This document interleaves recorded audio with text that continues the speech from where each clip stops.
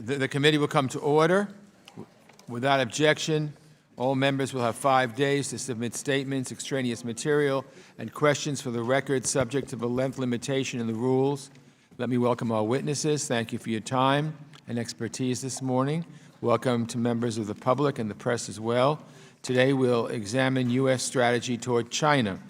China represents a profound strategic challenge all around the world, economically, geopolitically, and even potentially militarily. At the same time, China is a necessary, if sometimes difficult, partner in certain areas. In 2019, we marked 40 years since the United States normalized relations with the People's Republic of China. We did so then because we recognized what remains true today. The U.S.-China relationship is one of the most consequential relationships in the world. In many ways, the nature of that relationship shapes the world we live in today, so we need to get it right. Over the past 4 decades, the United States has facilitated China's rise. We supported China joining the World Trade Organization in 2001, which opened the Chinese market and helped bring the country into the world economy. American firms and venture capital have flowed into China over the years, including in the Chinese technology market, which has become a matter of strategic concern for our government today. The United States made a gamble that as China became more and more involved on the global stage, it would open up domestically and become a constructive stakeholder in the international system. It's pretty clear that gamble hasn't paid off in the way we hoped it would. While the United States has been embroiled in costly and seemingly endless conflict in the Middle East over the last 2 decades, China has grown into the second-largest economy in the world, a fact that has propelled many of China's geopolitical ambitions. Our original hope was that this growth would come in tandem with China abandoning its authoritarian tendencies, that we could somehow shape Beijing's incentives to better fit our interests, but that just hasn't come to pass. China today under Xi Jinping is a powerful nation with a long-term agenda and vast resources.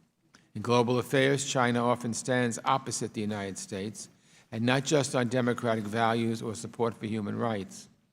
As the United States retreats from the world under the Trump administration's policies, Xi Jinping is eager to present China as an alternative to the American model of global leadership. But it's a stark reality.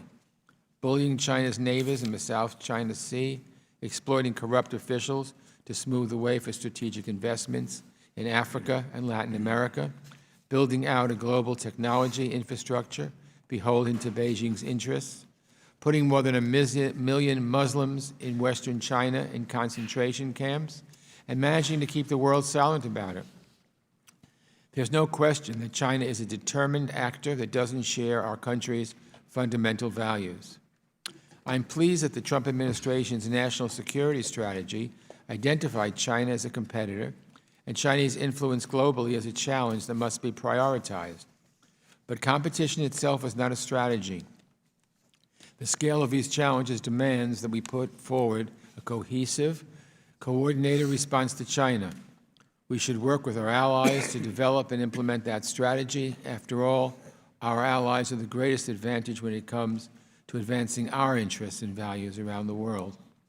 As we sit here, the Trump administration is preparing for another round of trade talks with Chinese leaders tomorrow. Up to $200 billion in additional tariffs are possible, according to the administration. Our negotiators should seek to get the best deal possible for American workers, but trade wars and bellicose rhetoric alone are certainly not a strategy. So the question is, what does a smart competition with China look like? It starts with investment here at home to make the United States more competitive. That's what China's been doing for years, while we have poured energy and resources into costly wars and tax cuts for the wealthy and spent far too little investing in our people, in the middle class, and in areas like infrastructure, scientific research, and education. We also need to double down on our strengths. The United States has long been a global leader that articulates our values, our commitment to democratic principles of openness, freedom, and human rights.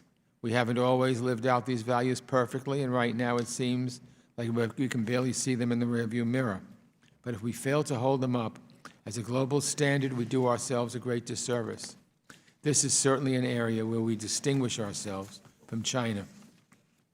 And while doing all of this, we must work with China on challenges we all share, from non-proliferation to climate change to global health and pandemics. Our interests often align with those of China. We must be able to work together to tackle these global challenges. I'm eager to hear from our witnesses on how we should be orienting ourselves toward the next 40 years in the U.S.-China relationship. But first, I'll turn it over to Ranking Member McCall for any remarks he might have. Thank you, Mr. Chairman.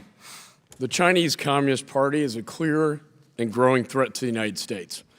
Between their Made in China 2025 plan, Belt and Road Initiative, and forceful land grab in the South China Sea, they pose an active and serious threat to the United States economy, developing countries, global democracy, and human rights. After 40 years of engagement with China, we are at an historic inflection point in our relationship. And I want to thank you, Chairman Engel, for calling this hearing so we can better highlight what China is doing today. When the United States established diplomatic relations with the People's Republic of China 40 years ago, our GDP was $2.6 trillion, and theirs was $178 million, 14 times their size. Today, China is getting close to achieving economic parity with the United States, having reached $12 trillion in 2017 GDP compared to our $19 trillion.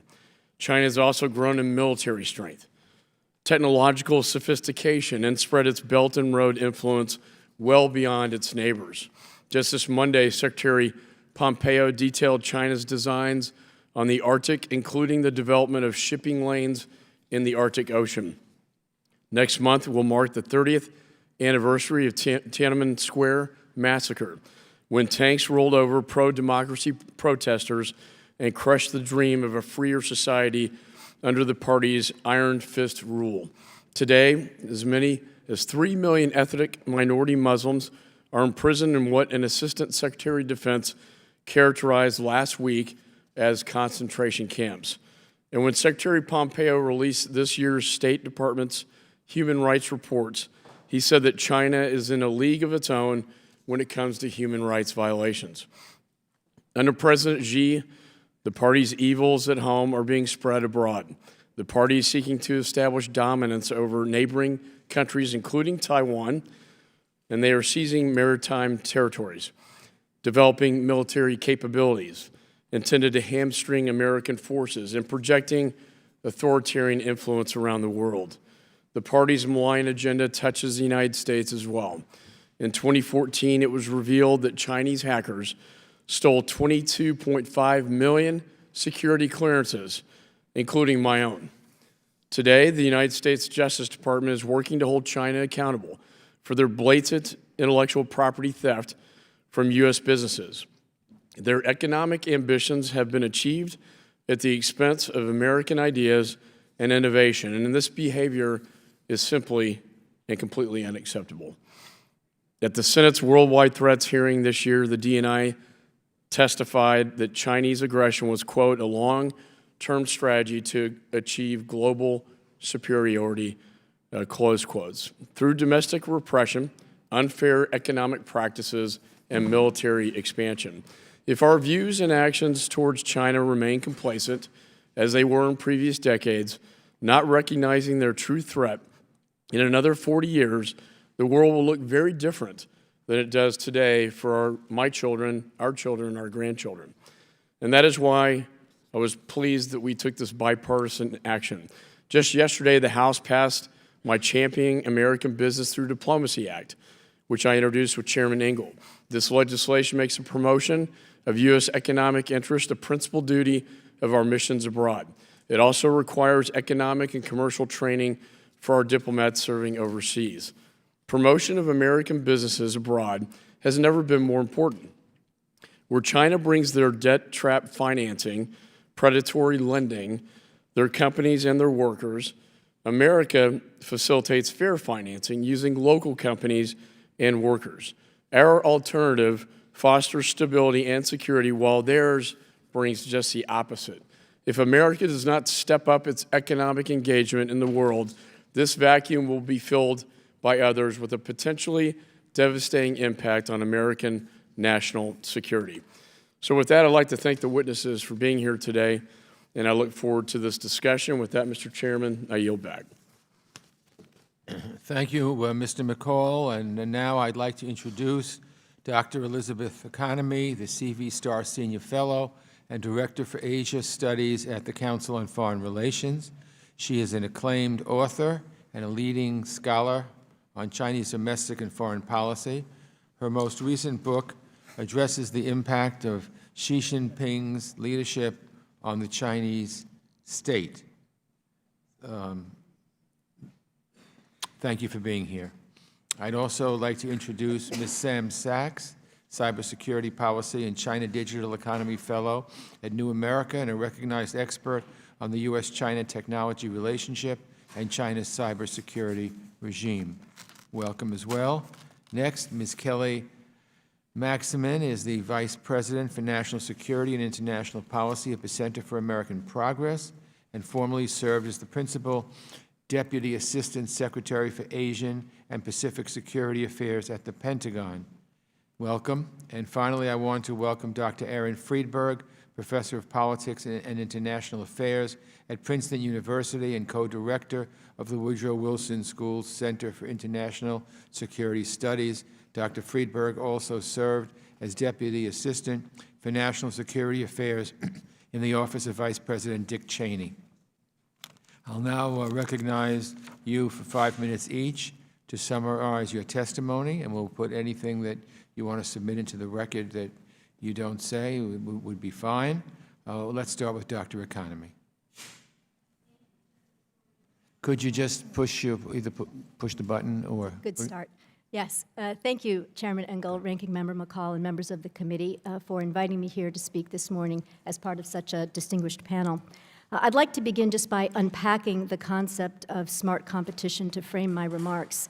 As I understand it, smart competition means that we know what we're competing for, that we have an objective in mind.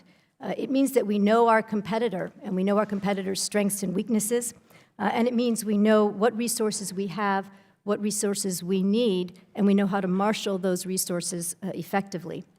I think in this context, U.S.-China relationship, that we are falling short. First, we have no clear sense for what we are fighting for. I think the administration and Congress have done a very good job of understanding the challenges and potential challenges that China poses, but that we are largely playing a defensive game. And a defensive game is not a very good strategy for competition. We need a positive and proactive vision of the United States, of where the United States stands within itself, where it stands in the Asia-Pacific region, and where it stands on the global stage. Not just for today, but for 2026, when the United States turns 250 years old, or for 2050. China has such a vision, and it allows it to set its priorities, its policies, and to figure out how to allocate its resources. I think that the administration's free and open Indo-Pacific offers a good starting point.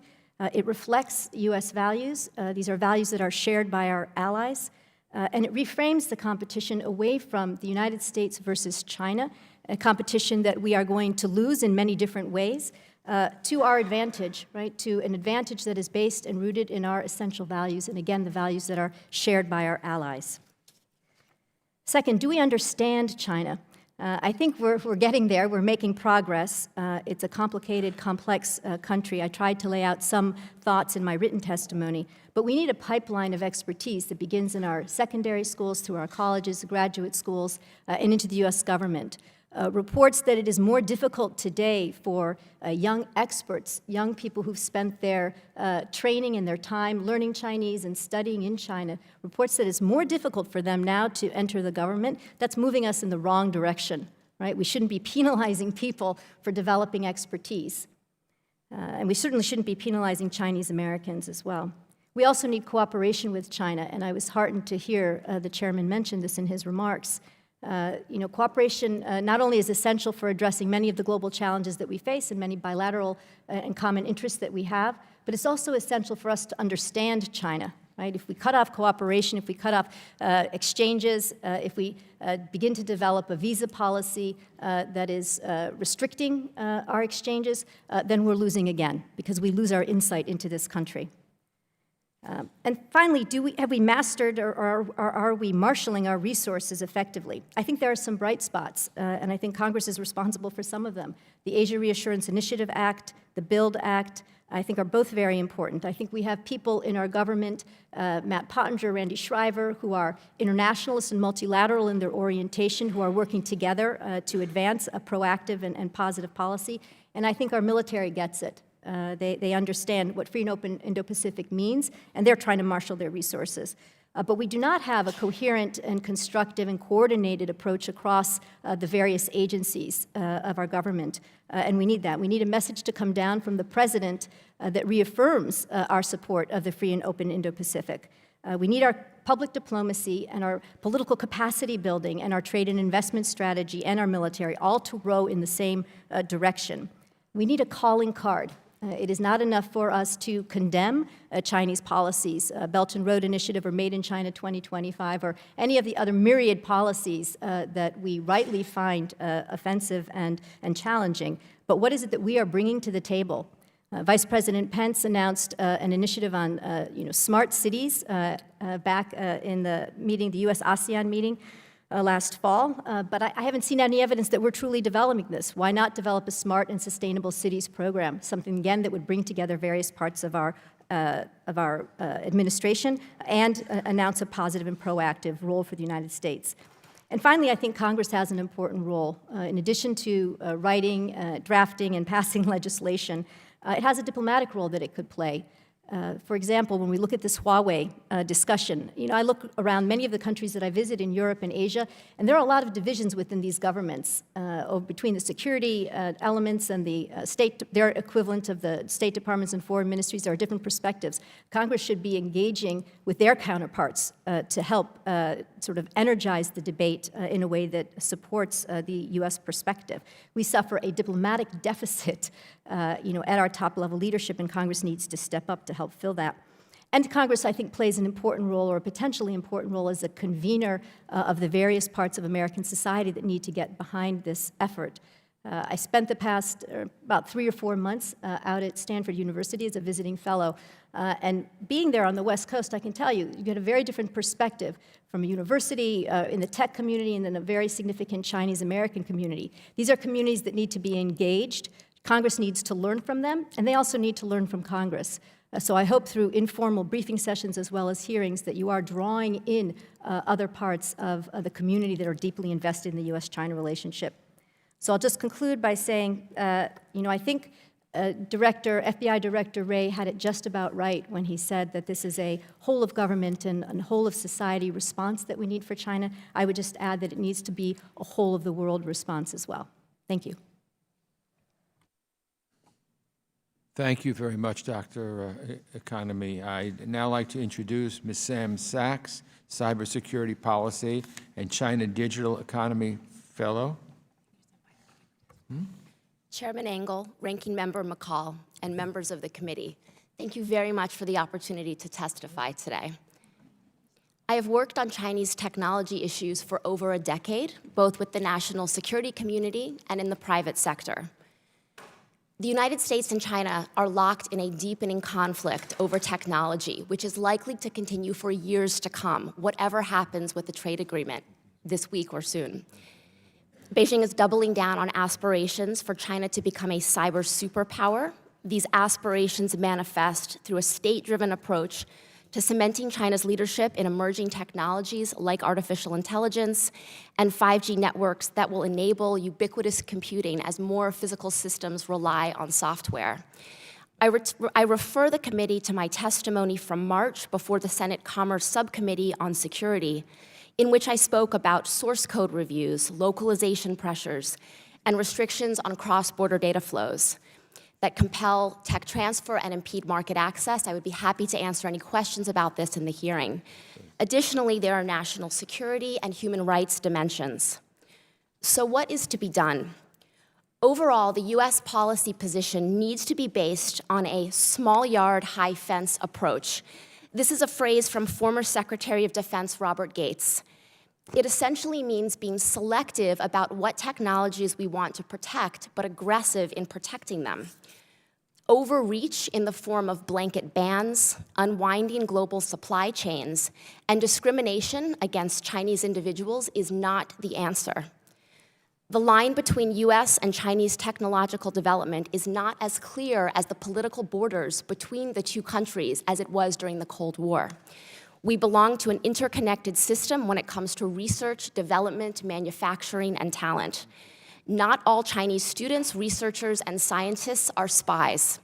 Treating them as such is dangerous to US national interests. So how do we maintain the openness of the US system in a way that is less vulnerable to exploitation? Is it possible to build a system that is both open and resilient? Yes, I believe we can and we must.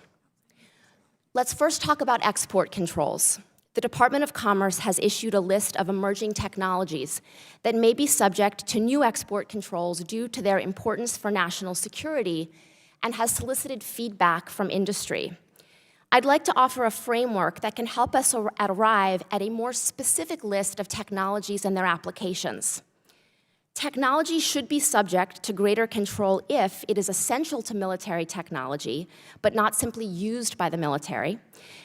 2, there is a scarcity of knowledge about that technology, and 3, that technology is developed exclusively in the United States or other countries that enforce similar export controls so as to avoid designing out of US-made components.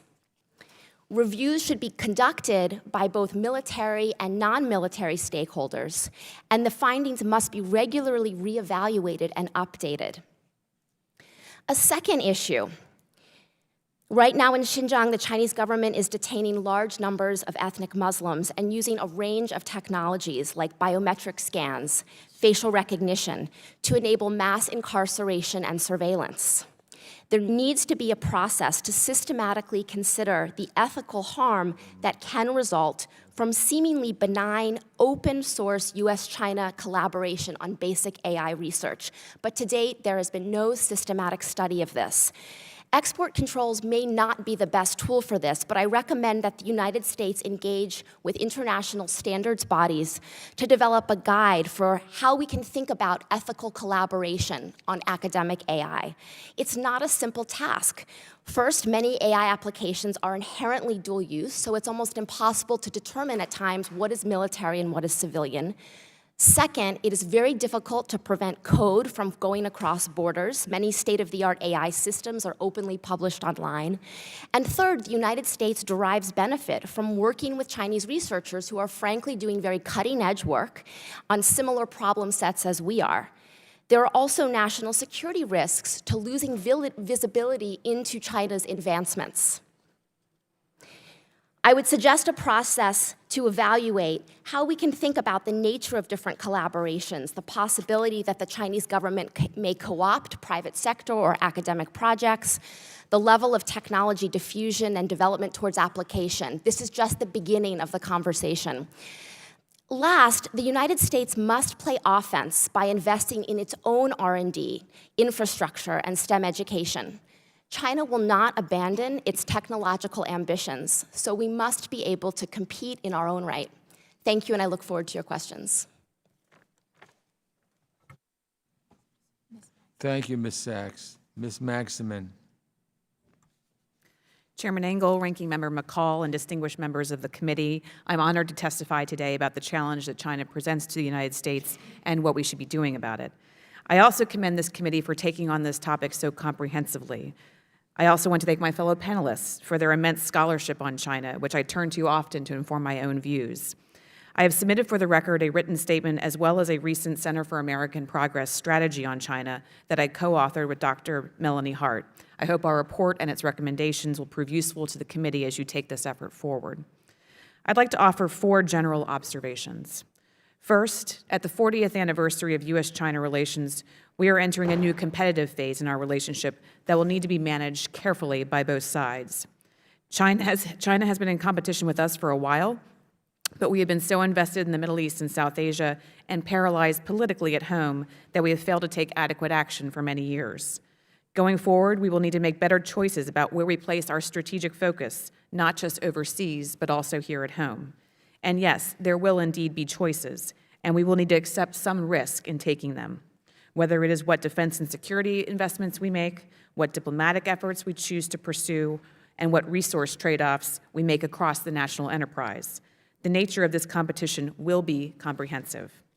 Second, in this regard, I believe that the competition with China will be defined as much by what we do to make ourselves competitive in Michigan and Ohio as what we do in the South China Sea. Whether we successfully compete will be more about how we invest in our greatest strength, the American people, than in how many aircraft carriers we have. And I say that as a former senior defense official. Over the past few decades, China has funneled trillions of dollars into public education, public infrastructure upgrades, high-tech research and development, and global diplomacy. At the same time, Washington has dialed back investments in the fundamental pillars of national strength, and most importantly, the American people. Third, the United States cannot compete with China alone. We need our friends, whether to confront China's unfair trade practices or to uphold international law in the South China Sea. Generating a U.S.-China competition on a purely bilateral basis does not leverage the collective strength of our allies. It also puts some countries in a position of feeling forced to choose, a dynamic we should scrupulously avoid. Finally, U.S. policymakers should be cautious about overcorrecting on competition. We cannot abandon our democratic values. In fact, we should see those values as our comparative advantage on the field. They are what make us different from China and more attractive to others. Likewise, we should avoid painting competition as somehow civilizational. That is not only wrong-headed, but counterproductive. And even as we compete, we should remember that U.S.-China relations have also yielded constructive results for mankind. With these observations in mind, I recommend the United States pursue a three-pronged strategy with respect to China: limit, leverage, and compete. First, we need to limit China's ability to exploit our open system without sacrificing our values.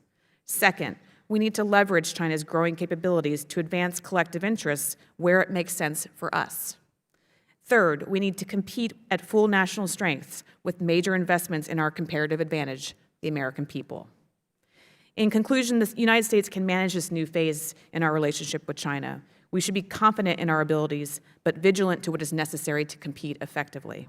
And while much of the national effort required will go well beyond the jurisdiction of this committee, we must view this challenge comprehensively because that is how China views us. We can compete with China without sacrificing our values or driving ourselves into unnecessary conflict. But we have to change course now. We need to put in place some better fundamentals, both here at home and abroad. Thank you for the opportunity to testify, and I look forward to answering your questions. Thank you, Ms. Maximin. Dr. Friedberg. Chairman Engel, Ranking Member McCall, thank you very much for giving me the opportunity to testify. I'd like to touch on three issues. First, what our strategy towards China. Can you pull the microphone a little closer? Yeah. Second, what China's strategy appears to be, and then third, how we might adjust our strategy in light of those insights. I'd like to begin by endorsing a point that Chairman Engel made in his opening statement. The strategy of engaging with China that we've been pursuing for the last 40 years, I think, was not a blunder, but it was a gamble, and it's become increasingly obvious that the gamble hasn't paid off. China has clearly become richer and stronger, but the CCP regime has become even more repressive and more militantly nationalistic. It continues to deploy market-distorting, mercantilist economic policies, and its external behavior has become increasingly aggressive. The simplest explanation for the failure of U.S. strategy is that it underestimated the resilience, the resourcefulness, and the ruthlessness of the Chinese Communist Party and its determination to hold on to domestic political power. China's rulers appear to have three consistent strategic objectives. First and foremost, to preserve the power of the CCP. Second, to restore China to what the regime sees as its proper historic status as the preponderant power in Eastern Eurasia. And third, to become a truly global power with influence and presence on par with and perhaps eventually superior to that of the United States.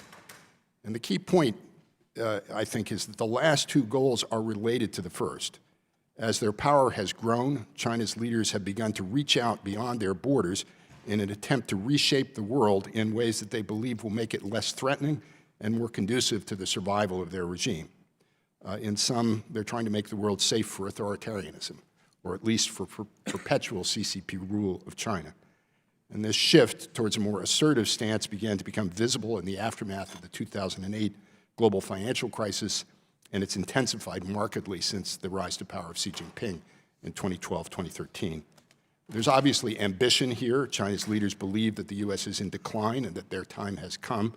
But there's also a good deal of insecurity and a sense of urgency. Like his predecessors, Xi fears dissent, social instability, and political unrest. He knows that China faces serious difficulties in sustaining economic growth and dealing with the needs of its aging population, among other problems. And one reason the CCP regime is pressing so hard now may be that they see a window of opportunity that they don't think is going to stay open forever. In its own neighborhood, China is trying to use its growing military capabilities to undermine the credibility of America's security guarantees and push the U.S. away, while relying on political influence operations and the increasing gravitational attraction of its own massive economy to pull others towards it. And ultimately, they seem to envision a new regional system that would extend across much of Eurasia, linked together by infrastructure and trade agreements with China at its center and America's democratic allies either integrated and subordinated or weakened and isolated, and the United States pushed to the periphery, if not out of East Asia altogether. As regards their global ambitions, they believe that in every historical period there's a dominant power that gets to set the rules and shape the institutions in ways that serve its own interests and reflect its ideology. And in the long run, I think the regime aims to surpass the United States in terms of material capabilities and to usurp its role in shaping the international order. Of course, it's one thing to have such ambitions, quite another actually to fulfill them. So in light of these considerations, how should we adjust our strategy? The root of our problems with Beijing, in my view, is the character of the CCP regime. This is not a civilizational struggle, but it's a contest between two opposing political systems and two contending visions for the future of Asia and the world. And the history of the last several decades suggests that we have very limited capacity to encourage positive change in China, certainly not by offering yet more rewards and inducements. We need to deal with China as it is, not how we would wish it to be. But for that reason, we need to acknowledge that for the foreseeable future, the prospects for stable cooperative relations are very limited. Beijing is going to continue to push, and unless we choose to give way, a period of intensifying rivalry is therefore inevitable. A second point that should be obvious but bears repeating, and several have already said it, our prospects in this rivalry will be greatly enhanced if we can find ways to cooperate more effectively with our democratic friends and allies. Looking ahead, I think our strategy will have to be two parts defensive and one part offensive. First, and perhaps most obvious, together with our friends and allies, we need to counter Beijing's attempts to expand its influence through coercion and subversion. And in the Indo-Pacific region, that's at root a problem of military planning and collective defense.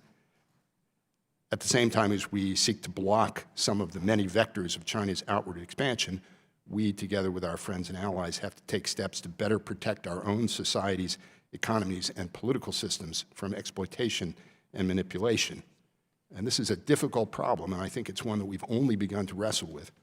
In the political domain, the question is how we can best protect ourselves against Chinese influence operations without sacrificing the openness that's historically been our greatest source of strength. And in the economic realm, the challenge will be to defend against China's predatory practices, protect our technological advantages, and avoid doing things that make it easier for Beijing to sustain its current economic model without imposing undue costs on ourselves. Third and finally, we can't afford to remain entirely on the defensive in our evolving competition with China. We need to find ways to impose costs on Beijing for its egregious and harmful behavior, both at home and abroad. The proximate aim of our new strategy must be not to change the character of the CCP regime, but to protect ourselves against it. We need to demonstrate to China's current rulers that they can't succeed if they continue along their present path. In the process, it's possible that we could help to set in motion forces that will lead eventually to meaningful change. But in the meantime, to paraphrase George Kennan, we're going to have to look to our own defenses while we await the breakup or gradual mellowing of CCP power. Thank you very much, and I look forward to answering your questions. Thank you, Doctor. I'll now recognize members for the purpose of questioning witnesses. I'll recognize myself for 5 minutes. The Trump administration has said that the U.S. and China are now in an era of competition. It's hard to disagree, which is why this is the first of 5 hearings on China in the Foreign Affairs Committee this week. But we want to make sure we get this right. Terms like new Cold War are being thrown around, which concerns many of our partners who simply do not want to be forced to choose between the U.S. and China. Dr. Economy, in your written testimony, you discuss how the U.S.-China relationship has been based in part, on a mutual understanding that neither side benefited from letting the relationship deteriorate too much. Your testimony also, Ms. Magsamen, your testimony also highlights some of the risks associated with focusing exclusively on competition with China. So let me ask you both. Under the leadership of Xi Jinping and Donald Trump, does this basic assumption about the importance of relative stability in the U.S.-China relationship still hold? As we adjust our policy toward China, are you concerned that the U.S. policy is overcorrecting toward competition? And finally, what do you think the U.S.'s strategy objective should be in a competition with China? Whoever would like to start. So I would say, certainly with this administration, there's much less interest in trying to identify areas of potential cooperation with China. But I think in this era of strategic competition, identifying those areas is more important than ever.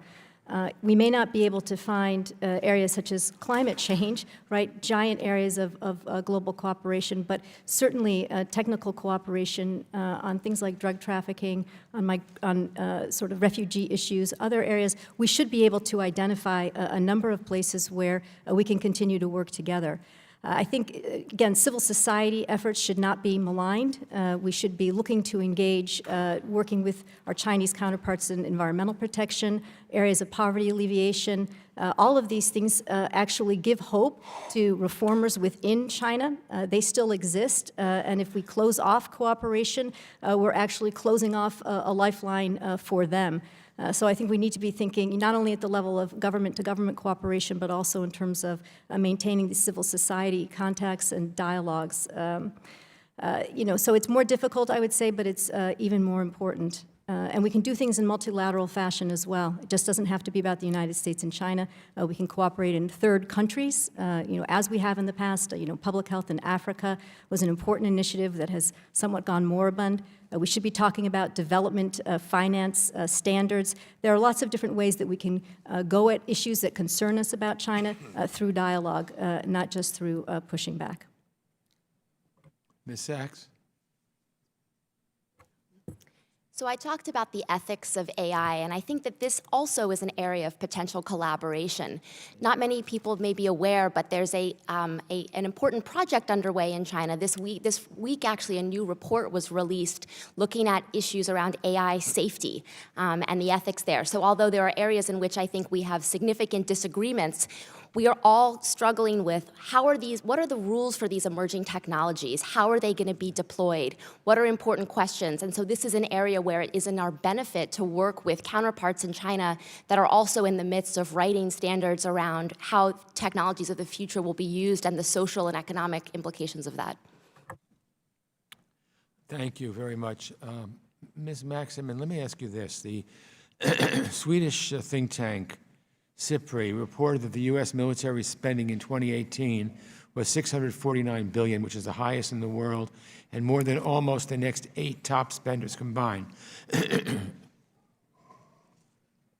Excuse me. However, more spending doesn't necessarily mean better outcomes, and it's important to remember that while the U.S. has been fighting wars in the Middle East, China has been investing at home. So let me ask you, is the United States building the kind of military necessary to fight a potential conflict in the Asia-Pacific, or are we still primarily building a military that perhaps due to bureaucratic inertia or entrenched interests may not be as effective in such a conflict? Ms. Magsamen, would you like to try that? Thank you very much, Chairman. It's a very good question. You're right. China spends about $170 billion a year, and that's just publicly what we know they spend on defense. And we, of course, are about 7 times higher than that. I will say, however, that the gap between China's military spending and the military spending of some of our closest allies in the region is pretty severe. For example, Taiwan only spends about $10.6 billion a year, Japan spends $47 billion a year, and India spends $60 billion a year. So there is a significant gap in defense spending between China and our allies, which I think is an important consideration. I also think that it's not really how much we spend on defense, it's what we spend it on. I think that some of the investments we've made in the past with respect to surface vessels and sort of more traditional means of defense are going to be completely invalid, potentially in a conflict with China. So we're going to have to make some defense investments in areas where we have a comparative advantage, whether it's undersea, space, and cyber. I think we need to be thinking differently about how we spend on defense. But I also think, more importantly, and I say this as a defense official again, that what we do to invest in the American people is going to be more significant in terms of competition with China than anything we spend on national defense. Okay, and finally, I'd like to, whoever would care to answer, talk about the Uyghurs. Randy Shriver, the Assistant Secretary of Defense for Asia, called the flagrant human rights abuses in Xinjiang concentration camps. He said there are at least 1 million, possibly as many as 3 million Uyghur Muslims who have been arbitrarily detained in recent months. What should we be doing to address this crisis, and why have we not seen more leaders of Muslim-majority countries condemning China's rights abuses in Xinjiang? Anyone care to do it? Dr. Friedberg, would you care to do that? Well, I think what we're learning about what China is doing to its Uyghur population should... Hold the microphone, please. What we've been learning about what China is doing to its Uyghur population should shock the conscience of democratic societies everywhere. I think we've begun to do more to call attention to this and note that a lot of the initial efforts to uncover what was going on were not done by government agencies, but by private scholars and think tanks and so on. And that suggests, I think, one of the valuable roles that independent analysts can play in shaping our responses to what China is doing. I think there has to be or there should be a collective response from democratic societies in particular to this. There's, I think, an anxiety on the part of many governments about speaking out too strongly because China now wields considerable leverage through the threat of loss of access to its markets. As far as the response from the Islamic countries, I think there too, I don't know in detail, but many of the oil-producing countries have strong interests in commercial relations with China, and the Chinese have been very effective in threatening and silencing people into not criticizing them. But this is something that we should be focused on really day in and day out, because in my view it reveals something important about the true character of this regime. Thank you, and very, very quickly, Dr. Economy, do you concur? Yeah, very quickly. So I would say Congress already has pushed forward with the, looking at the Magnitsky Act. I think we need Secretary Pompeo, President Trump to raise this issue because they're not, near as I can tell. Europe is looking for potential areas of cooperation with the United States on this issue. This is someplace where Congress maybe should, again, take the lead with European allies. I will say there's evidence that if you publicize companies that are doing business in Xinjiang, even Chinese companies like Sensitime has pulled out of a venture. It was very active in the AI facial recognition area, pulled its stakes out. I think it was worried about being embarrassed publicly. And then finally, I think to Erin's point, if we don't have a strong economic pillar engaged globally, then we're not able to compete with the kind of economic leverage that China exerts over other countries. And that's why you're not seeing that, that output from the other Muslim countries. Thank you very much. Mr. McCall. Thank you, Mr. Chairman. When the chairman and I met with Secretary Pompeo last week, he said that China is a primary threat to the United States.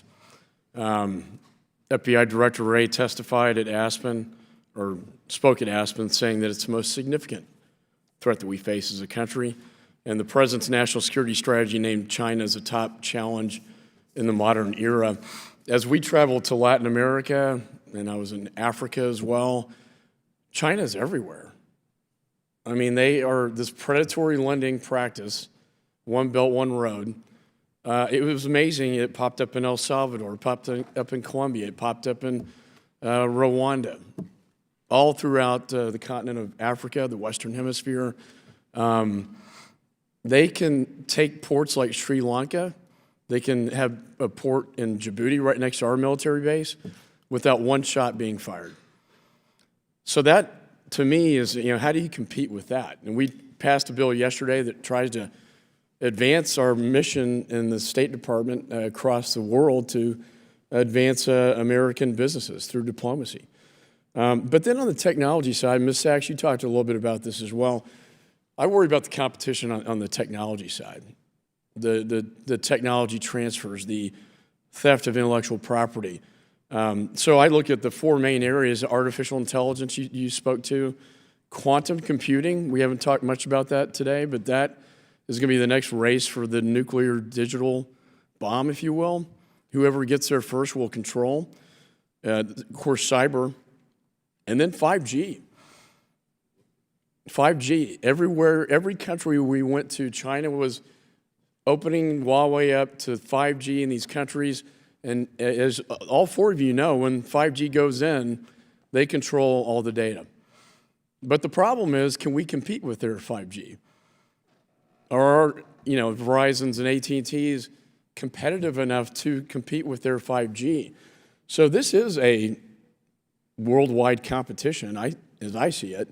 We talk a little bit about collaboration, and that sounds nice, but we're dealing with with a country that likes to steal things and not invent necessarily. So and I know this is kind of a broad-based question, but that's just sort of the way I see China today. And when I have the top national security experts tell me it's the biggest threat we face, it used to be Islamist terror. When I get my threat briefings when I was chairman of Homeland Security, that was it.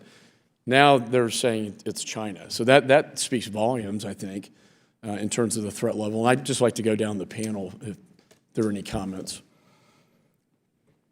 So I think you make the really important point that what we see China doing at home, right? If we're looking at things like the development of its internet policies, the way that it's developed in terms of its own economic development, if we're looking at human rights practices, it is now exporting those to all the countries that you mentioned, right, through the Belt and Road Initiative. Belt and Road Initiative began as an infrastructure plan. It's moved to a digital Belt and Road, fiber optic cables, e-commerce, and satellite systems. There is a security component, as you mentioned, with the ports. China is training officials in Tanzania and Uganda on how to manage the internet, how to do online monitoring. It is exporting political capacity building for authoritarianism.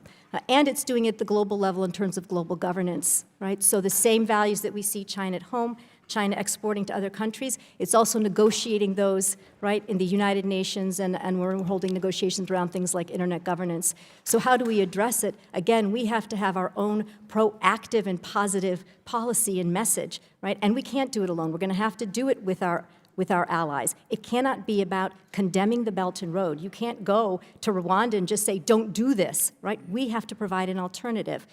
One last point that I made in my written testimony I think bears mentioning, and that is that, we do invest more in many parts of the world than China does, right? Even not just stock investment, but even investment or last year. And we need to shape that narrative a little bit better than we do. I think we have to offer a better alternative. I mean, they're offering a product. We have to compete with them. Ms. Sachs? I agree with Ms. Magsamen that we cannot have a purely defensive strategy. We have to be able to compete. And so let's talk about 5G for a moment. The US has no viable alternative to Huawei. And we can talk about why that is, but at this point, it is simply too late. This is a decade-long process. So how can we look forward and make sure that that doesn't happen again? I think about companies like semiconductor companies that are in China right now. A lot of the profit that comes from that market in China is then plowed back into R&D in emerging technologies like 5G. So it's not just as simple as let's get out of China. We need that as part of our own innovation base, which underpins US power. The other issue is on the resources and the role that we give cyber within our own government. Shortly after Xi Jinping took power, he set up an office which has become one of the most powerful organizations in the Chinese bureaucracy, focused specifically on cyber. Meanwhile, we have sort of struggled to have our own, we don't have an equivalent of the Cyberspace Administration of China in our own government, and in the State Department, the cyber coordinator position has been in flux. So we need to make sure that we are matching toe-to-toe toe with the investment from the resources on the cyber front because their attacks are becoming increasingly sophisticated. So again, the fundamental point here is defense is not the only way to go about this. Ms. Magnuson. With respect to the Belt and Road Initiative, I do think it's important to distinguish between China's activities that are actually potentially good in terms of regional development, for example, like China building a road in Africa may be something that's in our interests as well. So I think we need to be selective about where we decide to compete with the Chinese on the Belt and Road. I also think that the biggest weapon that we can yield with respect to China's economic engagement is transparency. Working with regional platforms to establish transparency around these deals, because once you have that transparency, China tends to change its own behavior in terms of what it's offering. So if a country knows a deal is a bad deal, they're not going to pursue it with the Chinese. So I think a part of it's transparency and part of it's offering an alternative, but being selective about how we do that. On the tech side, on 5G, one immediate idea on 5G would be to try to pursue a digital trade union with the European Union and Five Eyes. I think that the Europeans in particular and many of our Asian allies are looking for the United States to offer that kind of leadership where we try to marshal a collective union around that. Now that's going to require some trade-offs from the United States, potentially around privacy rights with the European Union, but I think those are the kinds of things that we need to be doing in the immediate term with the Europeans. I think the 5G for Five Eyes in the EU is a great idea. My time is way expired, but if you have just a very quick comment, Dr. Friedberg. It's just two very brief. On Belt and Road, I agree about being selective, the necessity of being selective, and as I said in my remarks, part of the reason for that is there may be positive effects from what China is doing, but there are also negative effects for China, which we shouldn't be protecting them against. I also agree that transparency is critically important. And here, too, NGOs and scholars and others have played a very important role in bringing to light some of the harmful effects of Chinese investment. And that's something, for example, the National Endowment for Democracy and the International Republican Institute here in the United States have played a role in and deserve congressional support. The technological competition is obviously a huge subject. I would just say I think we are headed towards some degree of decoupling and disengagement between our economy and China's, particularly in the high technology areas. That's already underway. It's really initiated first and foremost by things that China has been doing for some time. We are now trying to figure out how to respond. The question, in my view, is not whether we're going to do that, but how far and how fast it's going to unfold and how we can shape it to better serve our interests. There's a lot more to be said there, obviously. Thank you very much. Mr. Sherman. I join the chair in regretting the shameful lack of comment from Muslim countries about the oppressors of the Uyghurs. Only Turkey has spoken, and that is only because the Turkish opposition party shamed the government into it because the Uyghurs are not only Muslim, but also Turkic. Every other Muslim country has cowered toward China. They don't cower toward the United States. They're free to criticize us and often do. I join with the ranking member in support of his bill, which we passed to have the State Department push America's economic goals abroad. I would share with you just how long a distance we have to go in changing the culture there. Ironically, our top diplomatic schools are dominated by those with the attitudes of Confucian scholars toward the messiness of business and trade. In one instance, I'll only remember we had before my subcommittee one of the top diplomats in America who, in response to a question, said yes, he did do something to support American jobs. He supported the sale in his country, in the country represented, of the Chrysler Crossfire, which is 99% made in Germany. Not a mistake this diplomat would have made about anything he cared about. The WTO was not a risk, it was a blunder. 65% of the Democratic caucus voted no. 3.4 million jobs is what we've lost as a result of this blunder, according to the Economic Policy Institute. And today we have a president who at least is trying to do something about it. The reaction in my party is natural. We call it Trump derangement syndrome. It is that we must reverse our position if Trump is anywhere close to where we have always been. I hope he does not tweet something in favor of Mother's Day. There will be pressure on me to come out against mothers.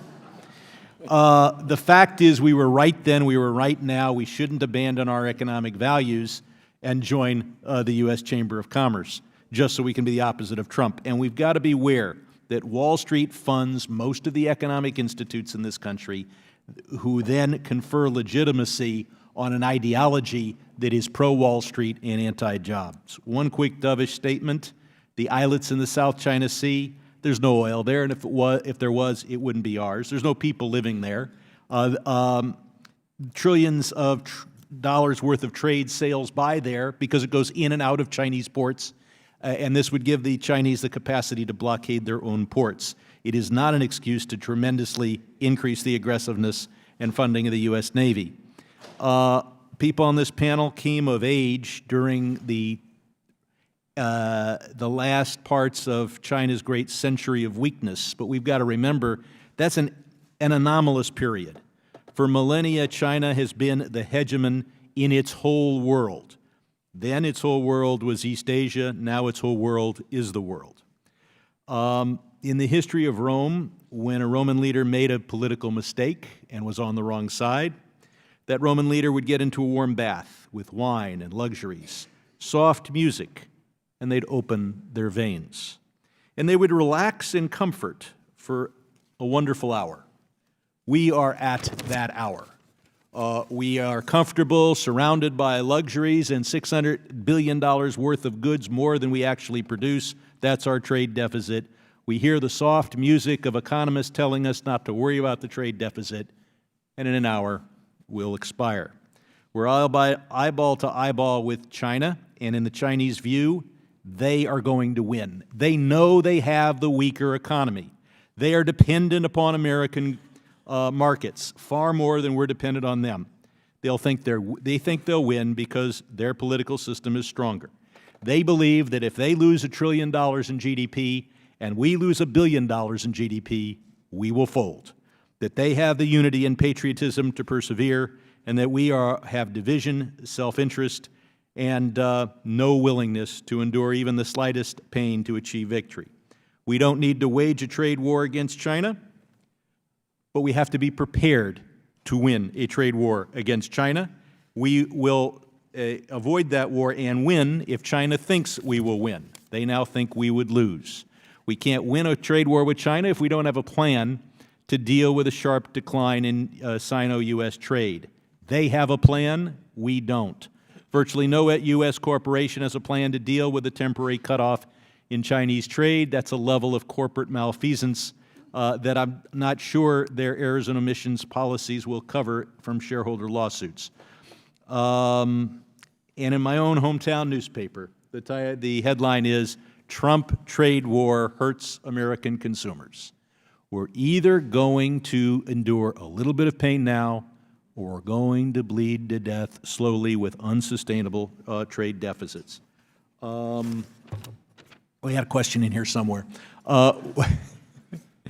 I will say that we're going to have subcommittee hearings on this afternoon. Everyone on the committee is invited, and you may actually see me ask a question. I promise it will happen. If I had more time, I would ask the panel and maybe they just respond. Obviously, zero trade would be balanced trade with China.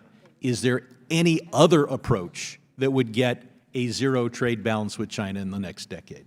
I don't know if we have time for that, or they should respond for the record. Once my colleague asked me, what's the question?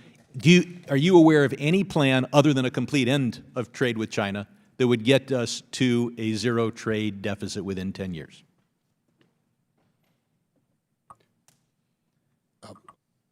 I'll answer the question because I think it's, unfortunately, the answer is no. I mean, it's a simple answer.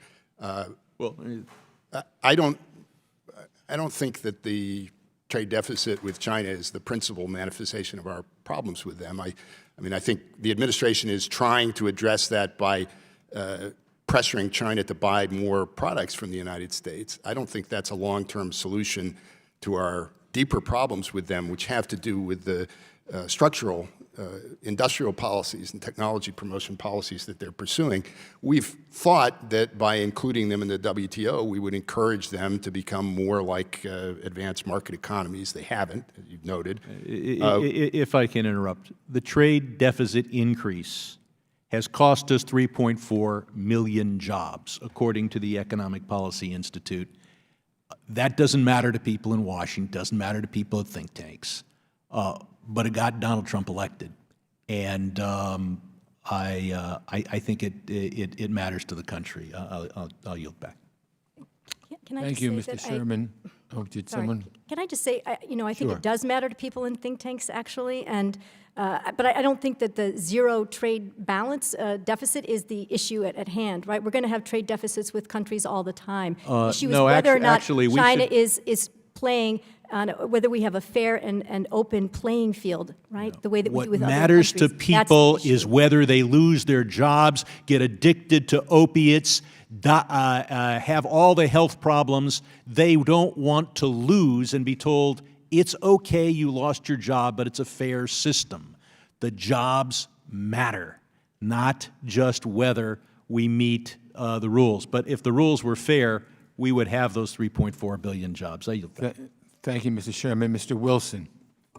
Thank you, Mr. Chairman, and thank each of our witnesses for being here today.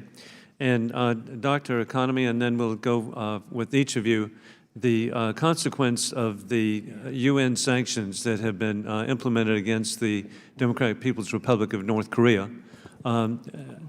China has been assisting, but is there sufficient assistance to make every effort to denuclearize the peninsula, the Korean Peninsula? Begin with Dr. Economy and each of you. What has been the level of cooperation in regard to the UN sanctions? I think we had very strong cooperation initially, the strongest that I think we've ever had, over the past 2 years. But my understanding is that over the past 6, maybe 8 months or so, that there's been a little bit of a lessening of the sanctions, and that China and South Korea and Russia are all sort of agitating for a slightly different approach, where we sort of loosen the sanctions. And I think that we're already seeing Chinese workers, North Korean workers back in China, back in Russia, with the ability to repatriate profits, et cetera. So I think we're seeing over time that there's been a relaxation in some areas of the sanctions. Ms. Sachs. This is outside of my field of expertise, so I'll defer. I would agree with Dr. Economy. I mean, China uses its economic leverage with North Korea as a means to get to a political end.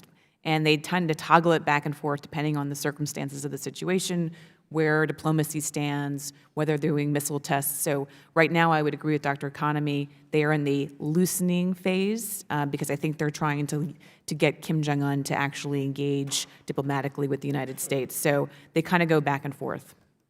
Thank you. Add that this is something they've been doing for a long time. And generally, I think the pattern has been when the Chinese leadership feels under pressure, particularly from us, or becomes more concerned about what the North Koreans are doing, they'll ratchet up sanctions, at least for a time.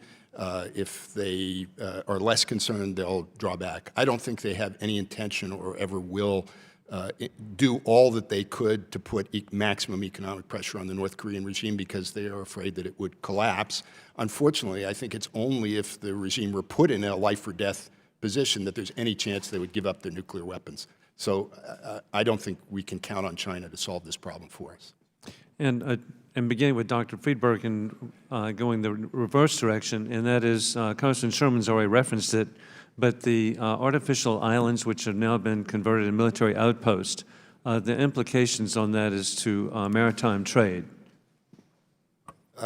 Yes, I hesitate to do this, but I disagree with Congressman Sherman on this issue. I think the islands in the South China Sea are actually quite significant in a number of ways. They enable China to better maintain a year-round, 24-hour-a-day naval and air presence over these waters that they claim.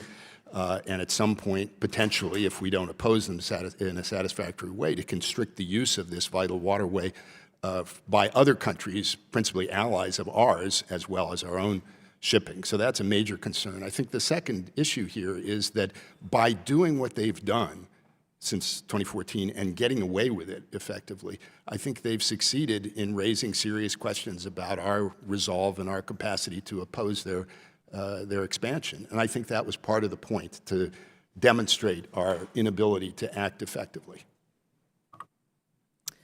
So I think the South China Sea threat is less about the commercial shipping lanes and more about sort of pushing the American military further out. You know, those islands allow them to project power in ways they couldn't before, for example, to what Dr. Friedberg said.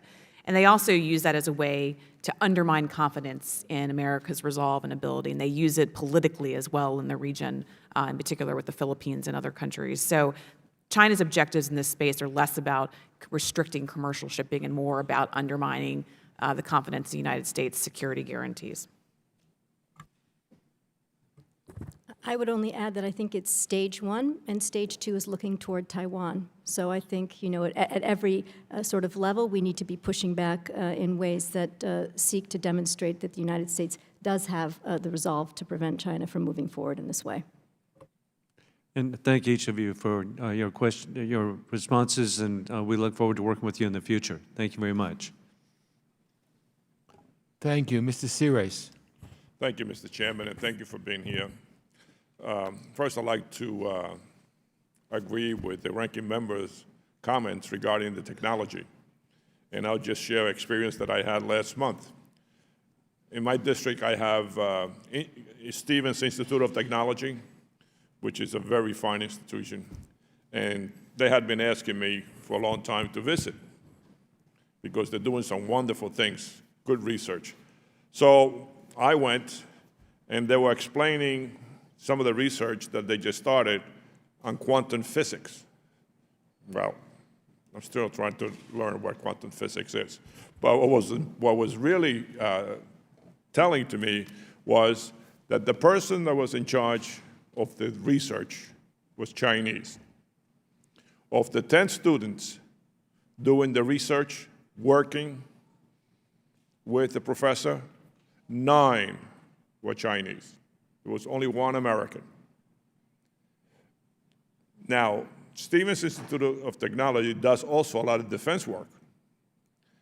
My concern is how to deal with the fact that we don't get enough Americans into some of this research in some of these areas. Why should we have an institution like a Stevens Institute that is one of the finest institutions in America, and yet we don't have enough? And it's not because they're not trying. So can you talk a little bit about some of what I just said? Ms. Sachs? So colleagues at the University of Pennsylvania recently wrote an excellent op-ed in which they described a mismatch between what our declared national intelligence priorities are, focusing on quantum, 5G, and AI, and where investment in public funding is going. So I think the first thing is we need to make sure that we're investing in basic research in these areas. Yeah, but Excuse me, I'm not finished. The second issue is that there needs to be incentives to have Chinese researchers and scientists who are working in our labs and universities stay here. I think when we don't provide the right environment for them, if they feel targeted here, they will go back to China. And so we want our universities, which are the best in the world, to continue to attract the best from around the world, but have them stay here and contribute to the U.S. economy.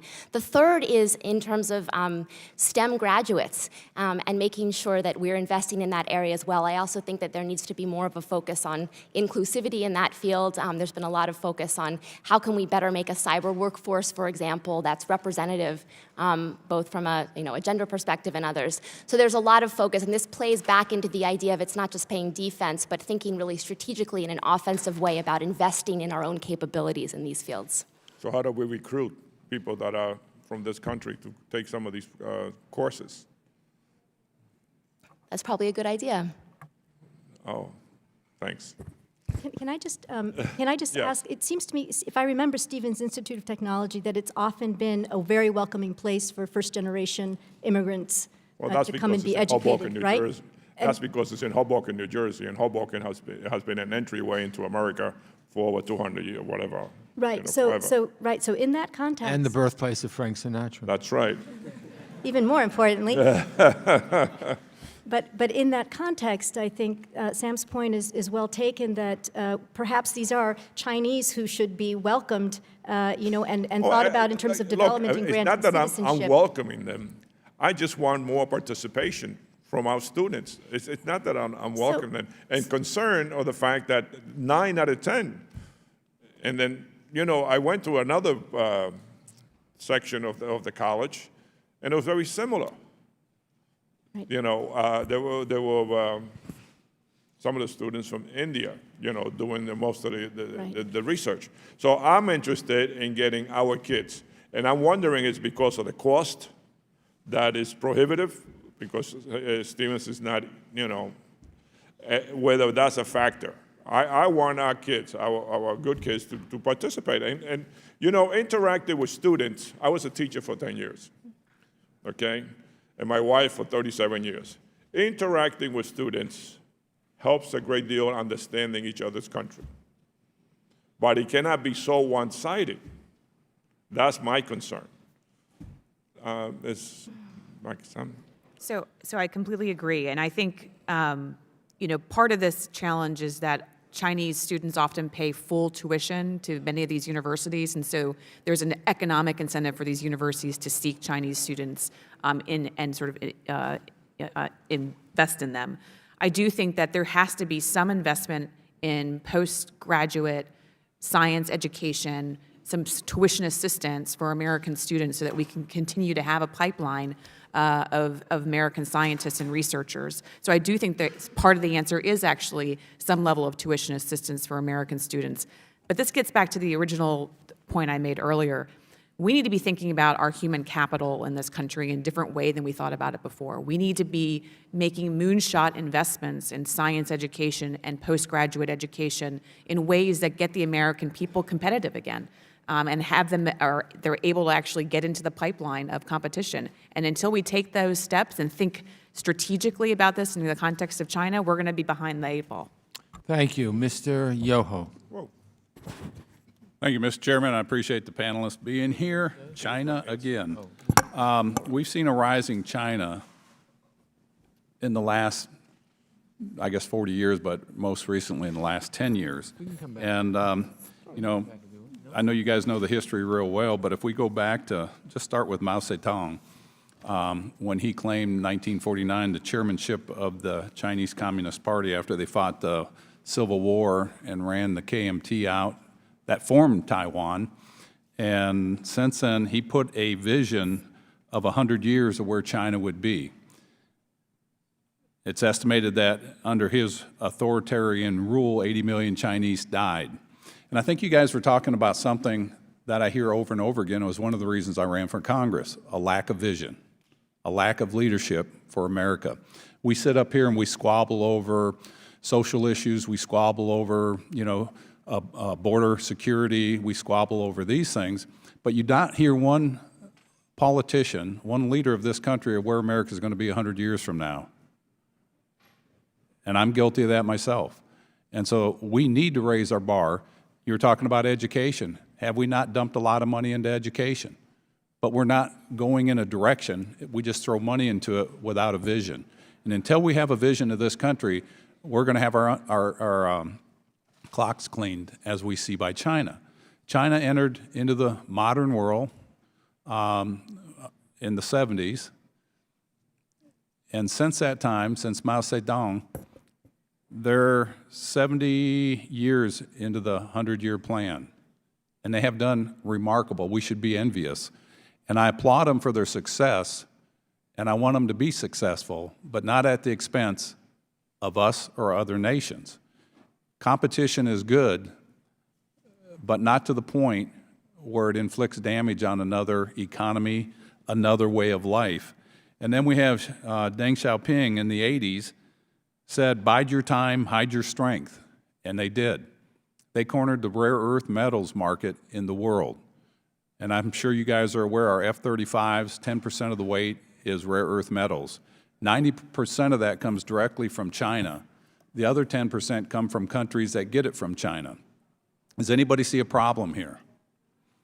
And now we have Xi Jinping, who has declared himself or voted in fair elections, I'm sure, in the Emperor for Life for China in the 17th Chinese Communist Party Congress in October of 2017. He said, "The era of China has arrived. No longer will China be made to swallow their interests around the world. It's time for China to take the world center stage."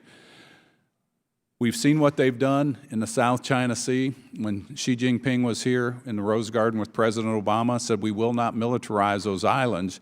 Yet today they have airstrips, military barracks, military offensive and defensive weapons, and radar systems. And they do have a lighthouse, they claim, that is for peaceful navigational purposes. We see them making claims to the Arctic Circle. And the international standard, as it was in the South China Sea, that is, if you don't have land touching those areas, you don't have any claim to it. China was sued by the Philippines and lost that lawsuit, yet they continue to build and militarize these islands. They're going to do the same in the Arctic. There's a saying, I don't know who gets credit for it, but it says, if you want to know the past, look at your present. If you want to know the future, look at your present activity. I think it's very clear what China's doing. You know, I wish we could say, man, they're great players. We want to invite them over for lunch and dinner and let our kids play with them. But we see them infiltrating our universities. They steal intellectual property, from corn seeds to computer technology. Huawei came to my university and wanted to fund 100% a cybersecurity program, which we nixed and said, I don't believe so. And this is something, you know, I wish we could be, we're already naive, but not stupid. You know, they have an aggressive path forward, and their goal is to build 5 new deep water aircraft carriers by 2030, and I bet they do. Yet we have fed this monster, I don't want to call him an enemy, we have fed this economy by allowing our manufacturers to go over there, and it's time for America to wake up. We need to have a policy called the ABC policy, anywhere but China for manufacturing. Our manufacturers need to get out of China and go anywhere but China. We don't want a head-on conflict with China. Nobody wants that in the world. And so the only way we can counter that is economically. And if we starve the economic engine, Xi Jinping will have to turn and adapt to the policies in the world. Am I wrong in that? Has anybody got a comment? Just a general comment about our ability to compete effectively. I think historically, as a country, we've been slow and reluctant to engage ourselves, to mobilize our resources to engage in international competition. We've preferred to have a relatively weak government and to allow people to do the things that they want to do. What has tended to mobilize this country has been a shock, a setback, a crisis of some kind that galvanizes the American people and our leaders and gets people pointed in the same direction. And I worry that it may take that to mobilize us sufficiently to address this challenge, in part because the Chinese leadership has, I think, very intelligently sought to avoid giving us that Sputnik moment. Right. And they've been successful. I'm going to cut you off because I'm out of time, but I do appreciate it, and I'd love to talk to you longer. Thank you, Mr. Chairman. Thank you, Mr. Yoho. Mr. Espaillat. Thank you, Mr. Chairman. As part of the Belt Road Initiative, China is investing massive sums of money in various countries, some of our allies. And of course, this money comes at a heavy price, right?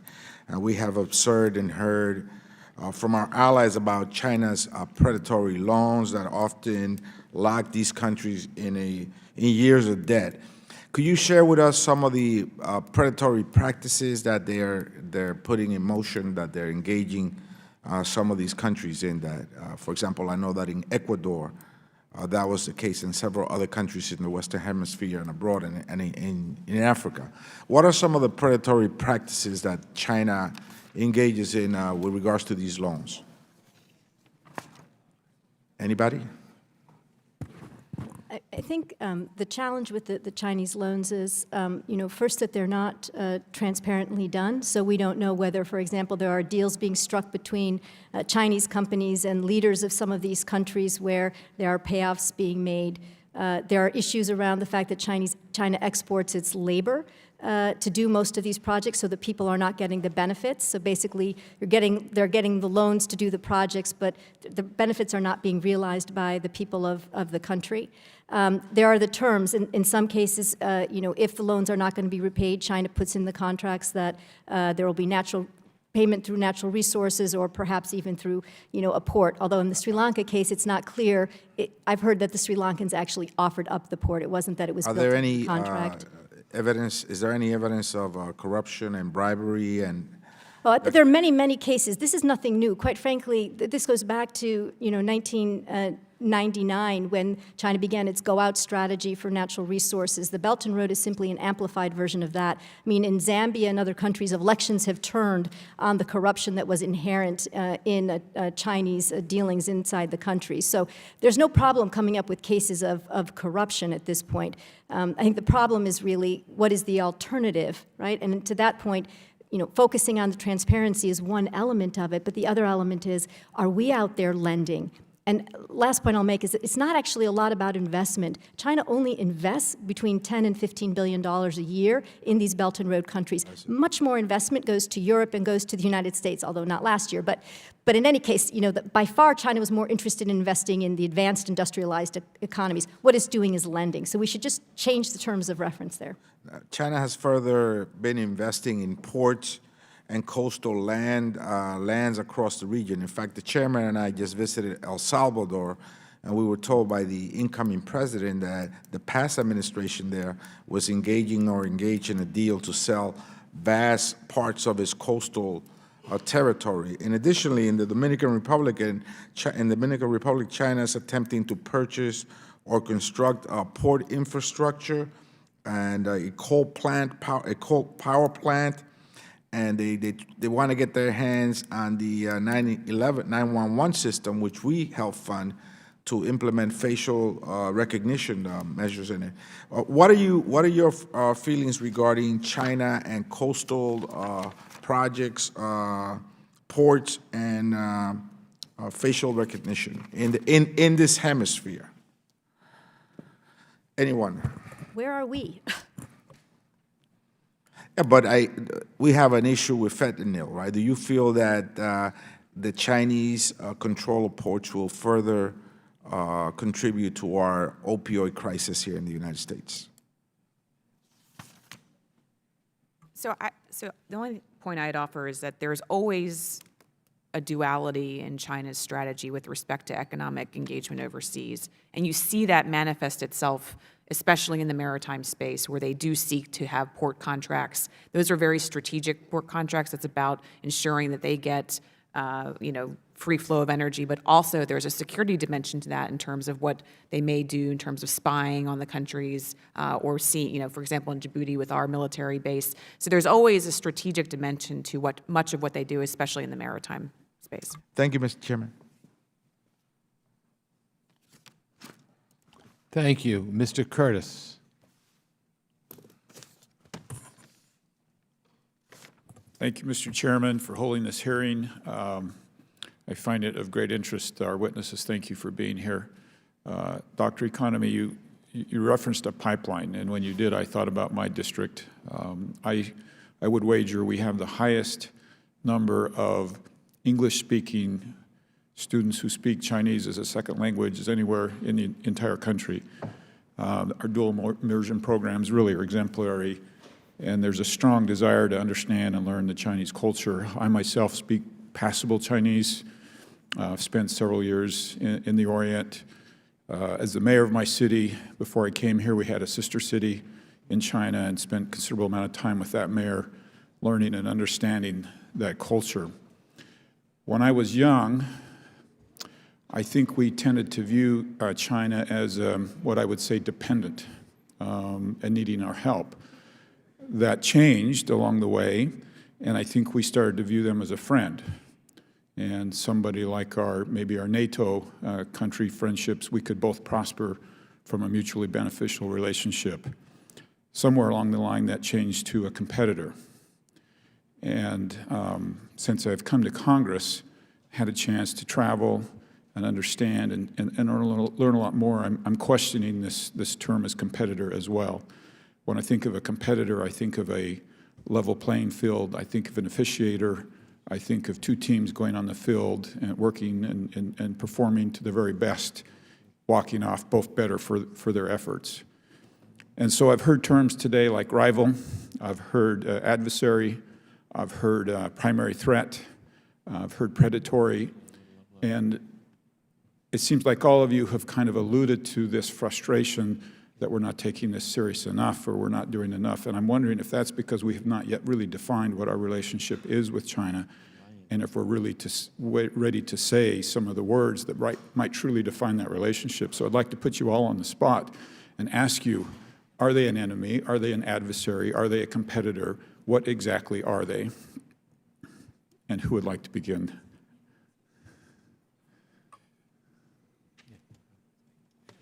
I think they're clearly a rival. They're competing with us across the board, economically, militarily, for political influence. As I indicated, I think their ultimate objective or their hope is to displace the United States, not only as the preponderant power in East Asia, but as the dominant power in the international system. So can I freeze that comment for just a minute? Because that is very aggressive, and that is far more than a competitor. That is an adversary. That's my view. Okay. I'll offer the more nuanced view. I actually think China is a rival in the context of the Asia-Pacific. I think their aims there are more clearly defined in terms of trying to push the United States out from a security and political and economic dimension. I think global ambitions with China, I think, are still somewhat of an open question, but I do think that they're taking steps to put themselves in the strongest position possible to take us on at the global level. So interestingly, if we go back to the sports analogy, a rival tends to infer a heated, our rival across town, right, is usually the one that we hate to lose to. We sometimes cheat, right? And so to me, is it fair to say that rival is a step beyond a competitor? I sort of see that it's very similar, but potentially. Right. Yes. Well, you mentioned that you were going to nuance it, and you did do that. Yeah. So, but I do think that I think that for China, its global aims, I think, are a lot less defined than maybe they're being portrayed in this hearing. I think their regional aims are much more clear, and I think that's a place where we're going to have more significant challenges. And Ms. Sachs, before you comment, I might also try to bifurcate the Chinese people from the Chinese leadership, and I want to be careful. I think we find the Chinese people are friends and want to feel that way about them, but it's the leadership that perhaps falls into this category. And I really appreciate that comment. It's very important. I would add the term interconnected, whether you choose competitor or rival. So I think they are an interconnected competitor or rival with us, in which, from a security but also from a competitive and innovation standpoint, that interdependence is not going away and has to be a core part of our approach. And Dr. Economy, before I run out of time, let me have you comment, but also perhaps the question I have in my mind that I at least want to ask if we don't have time to answer it is what they're doing sustainable? I've been over there, I've seen the empty cities, right? I mean, it just doesn't seem sustainable to me, and that would be my second question. Very quickly, I would tend toward the adversary element and rival, and I think actually their aims on the global level are fairly clear. Xi Jinping has said that he wants China to lead in the reform of global governance, and that means changing norms and institutions in ways that reflect Chinese values, policies, and priorities. So I think we need to pay attention to what he says, because what he says is what he does. Is it sustainable? You know, we've waited a long time to see the Chinese economy collapse. It hasn't done that, but I think there are so many pressures there. I think it is in for a sustained economic slowdown over the long term, and I think there are a number of pressures, and we should always be alert to the potential that one day we're going to wake up and Xi Jinping isn't there. Yeah, thank you. I'm sorry I'm out of town because out of time. Would love to explore that more, perhaps the next time. Thank you, Mr. Chairman. I yield. Thank you very much, Mr. Phillips. Mr. Chairman, may I yield to Mr. Levin, who has to leave in a moment? I'll go after. Yes, he was next, but you can switch. That's fine. Thank you, Mr. Chairman, and thanks, Mr. Phillips. I really appreciate you all being here, and I just want to tell you, I want to focus my questions on Tibet, actually, but Yesterday, I introduced the Advancing International and Foreign Language Education Act with my senior colleagues, David Price of North Carolina and Susan Davis of California. I'm the kid of the trio, but I just want to emphasize our commitment. A lot of you have mentioned the importance of this. It comes from personal experience for me. I spent a year in India during my undergraduate days and studied Asian languages and cultures as a graduate student at University of Michigan. And my wife was an East Asian Studies major and spent a year in China in like 1984, 5'10", strawberry blonde, teaching English in Hangzhou at an engineering university. You can imagine how she stood out. I think you all have an idea of what it was like in those days. But I do want to ask you about Tibet. The Chinese government maintains that it alone will decide whether and in whom the Dalai Lama will reincarnate, even though His Holiness has implied he may not reincarnate at all, and has rejected Chinese assertions that they have a role to play here, and it's a religious matter, essentially. As foreign policy fittingly reported earlier this year, China will no doubt anoint some successor to the Dalai Lama, and Tibetans will no doubt reject that person's legitimacy. Dr. Economy, if this scenario plays out, what will it mean for Tibetans in China and outside? I think Tibet is already under so much pressure. Of course, this would be a devastating blow to Tibet and to the Tibetan culture. And I think we see what's happening in Xinjiang. And Tibet was both the precursor, but also could become now more like Xinjiang in terms of the level of repression and surveillance. So I think it's devastating, frankly. And how we give voice, I think, is difficult. One thought that I have had is that the Vatican, for example, has become very active in negotiations and discussions with the Chinese government. It seems to me that the Pope and other religious leaders should actually stand up and take a more active role in talking to China about the religious and cultural aspects of Chinese repression. We can do some things, but I think there are other actors that also have a different kind of legitimate voice in this. Thank you. Well, let's follow up on the Xinjiang connection. I mean, as you know, the Chinese created the Tibet Autonomous Region. It didn't cover all of Tibet. Kham, as the Tibetans say, is in Sichuan and Gansu provinces, and Amdo, much of Amdo was in Xinjiang, and there are a lot of Tibetan people there.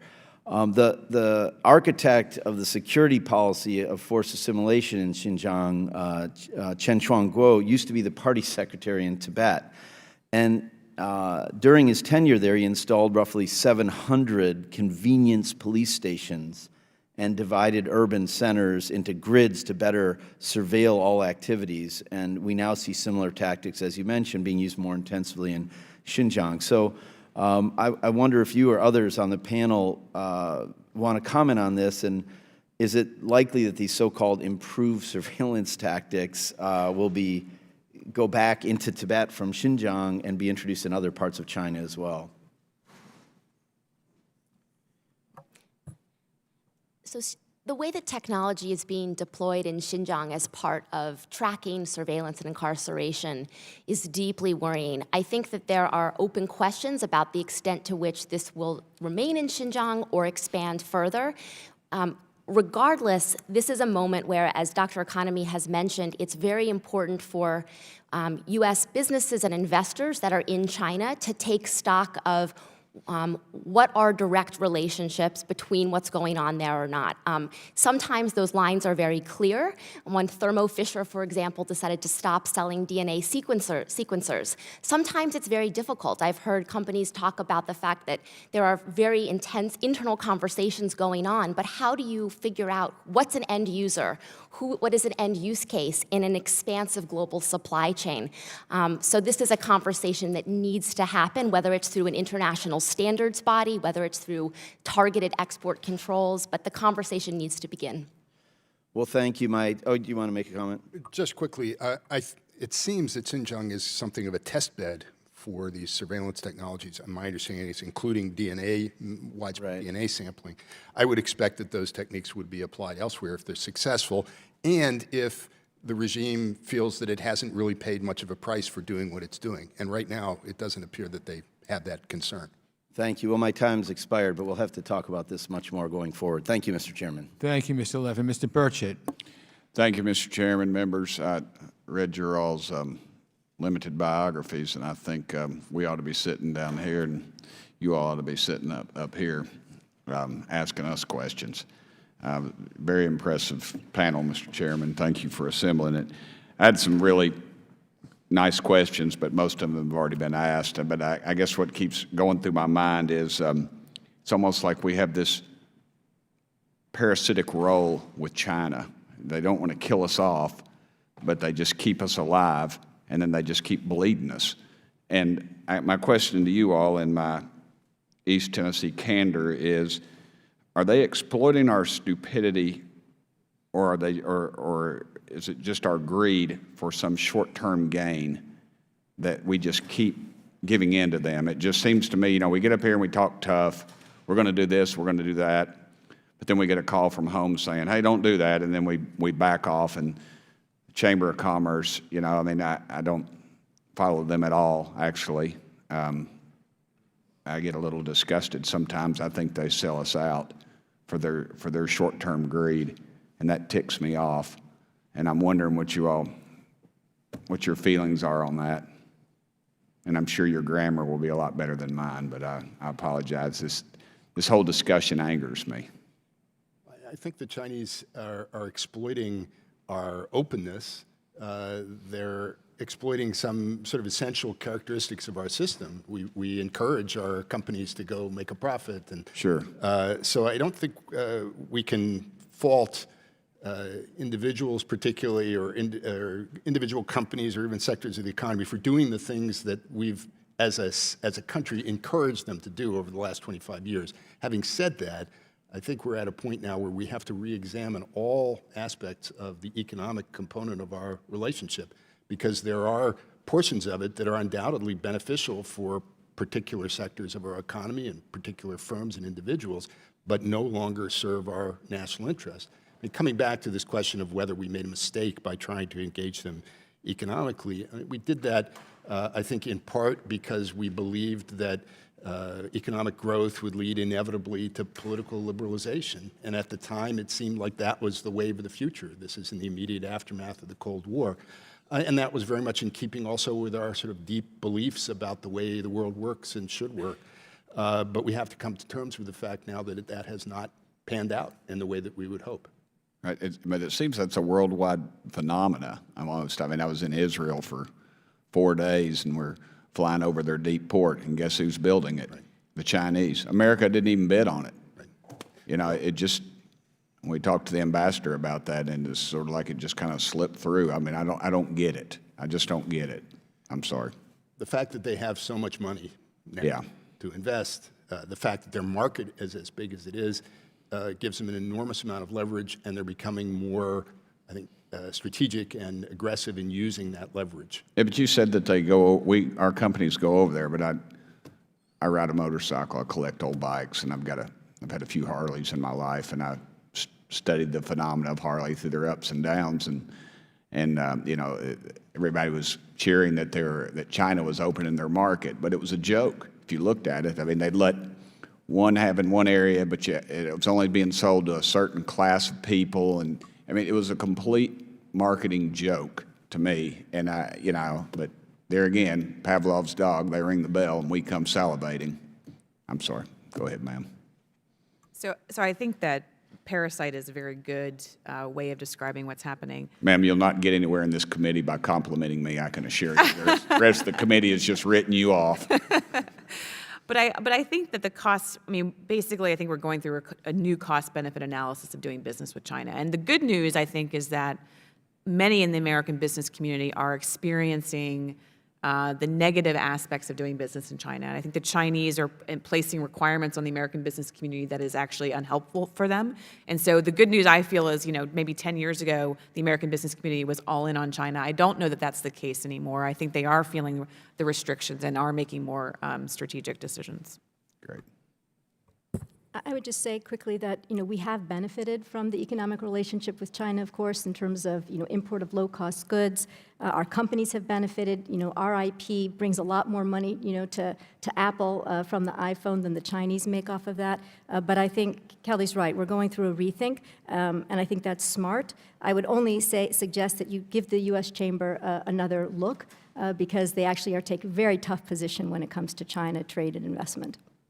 I will just say briefly on the Chamber of Commerce, they should take a lesson from this panel here, as they regularly have experts speaking on issues and have what are called manels of all men. So the Chamber would be wise to observe the way that this committee has done this, with the exception of Dr. Economy.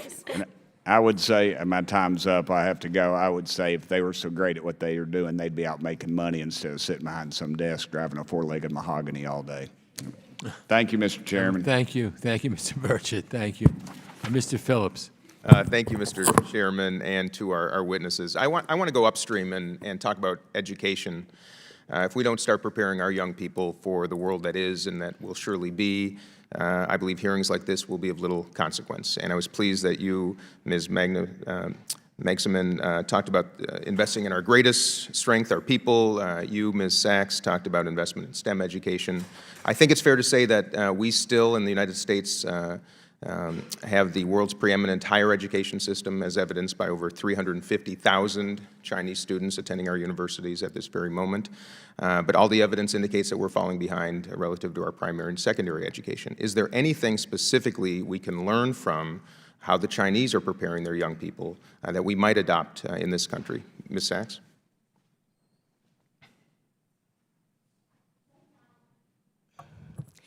When I go to China and I talk with graduates coming out of universities, we have a sort of conception that the Chinese state-owned enterprises are really what are fueling China's technological ambitions.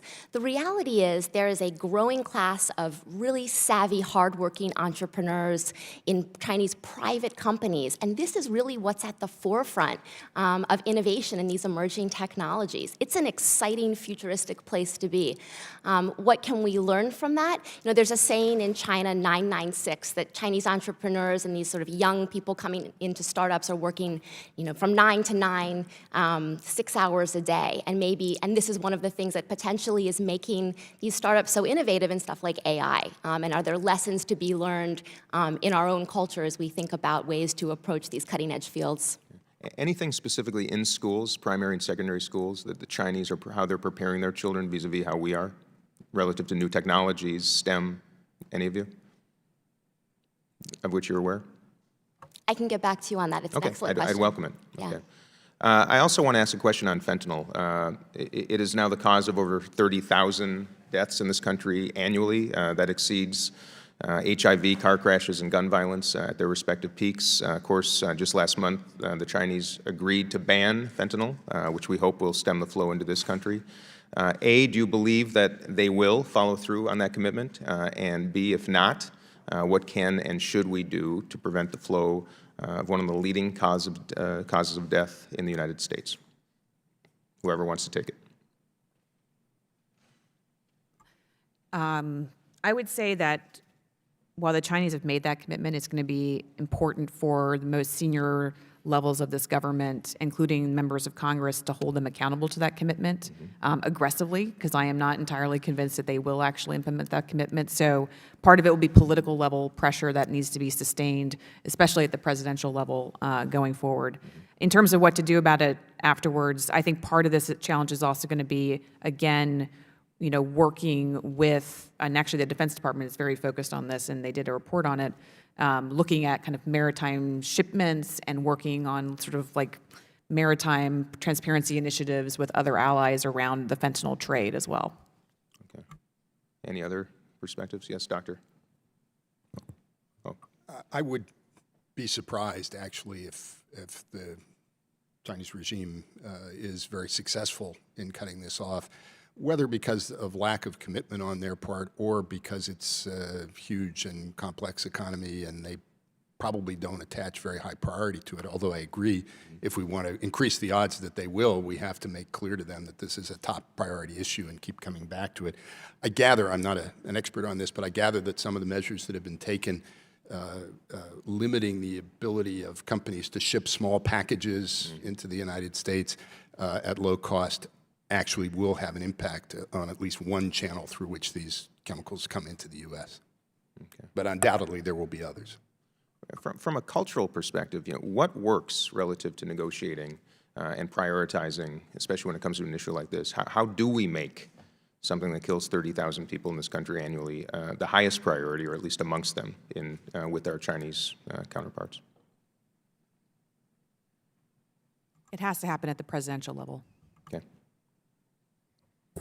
Look, I think you have to identify interests within China that share the interests here. So, on climate change, that's how we got them to do something on climate change. There were already groups within China that were pressuring the government to do more. If that doesn't exist, I think the odds of them actually adhering to this kind of agreement are quite low. And what you're going to see is probably more exports going to Mexico, and then from Mexico coming into the United States. So, it will require a level of enforcement, I think, that is going to be quite extraordinary on our end. Okay. Thank you all. I'm out of time. Thank you. Thank you, Mr. Perry. Thanks, Mr. Chairman, and thank the members of the panel for being here. Without being too overly simplistic, and I suspect this listening to what I have of Ms. Sachs' testimony, you're probably talking in my mind about if I can characterize it this way, the average Chinese person who in many cases loves America, wants to emulate America, and from my understanding, if you travel to China and just meet those folks, they're generally capitalistic and have a lot of Western values. But the context of the question is we're not dealing with those individuals on a decision-making level. We're dealing with the world that is, which is the Chinese government, the Chinese communist oppressive government. And so I think it starts out with how we characterize them. And I'm just wanting to get your take on China. Friend or foe, strategic adversary, ally, enemy, what do we characterize them as? And if you folks are confused, imagine how we feel. Anybody? Well, we had a little bit of a back and forth on this, and at least I put my hand up supporting the term adversary, for lack of a better one. I think the point you started with, though, is an extremely important one, and a number of people have touched on it. The necessity of differentiating between the Chinese people, the Chinese nation and civilization with its long history, and the current Chinese regime, the Chinese Communist Party regime. When we have to be very clear when we talk about China that we were referring to the regime and not the Chinese people. I would agree with you. There have been regimes throughout history where everybody in the country wasn't a part of or believed in the beliefs or the goals of the regime in charge, but yet still they were there, and the world had to deal with the reality of the regime in charge. And my point in making that is while there aren't many times, unfortunately, that I agree with my friends down on the other side of the aisle here, but particularly Mr. Sires when he talks about 9 out of 10 of the students were Chinese, or even my good friend from Sherman Oaks, and he talks about the jobs are important. I look at China and I wonder what they do that is in the United States' interest that is not more in their own interest. Everything they do is more in their interest. And while it's nice to have Chinese students here, and maybe they would stay, I'm not sure that that's in our interest if they're going to be collecting on us and sending that information, whether it's intellectual property or anything else, back to Mother China that's going to be, for all intents and purposes, in support of their mission. And so I guess my question to you is this. Right now we're in this, we've been involved in a trade war, and we finally have a president that has responded to the war, in my opinion. But I wonder about the difference that, as you see them, between sanctions and tariffs, because tariffs are a tool that don't have the stigma of sanctions, but I wonder how many times we have to watch China disrespect us, steal from us, and import opium. You name the list of infractions before we sanction, before we punish. Sanctions are punishments, right? Before we punish China.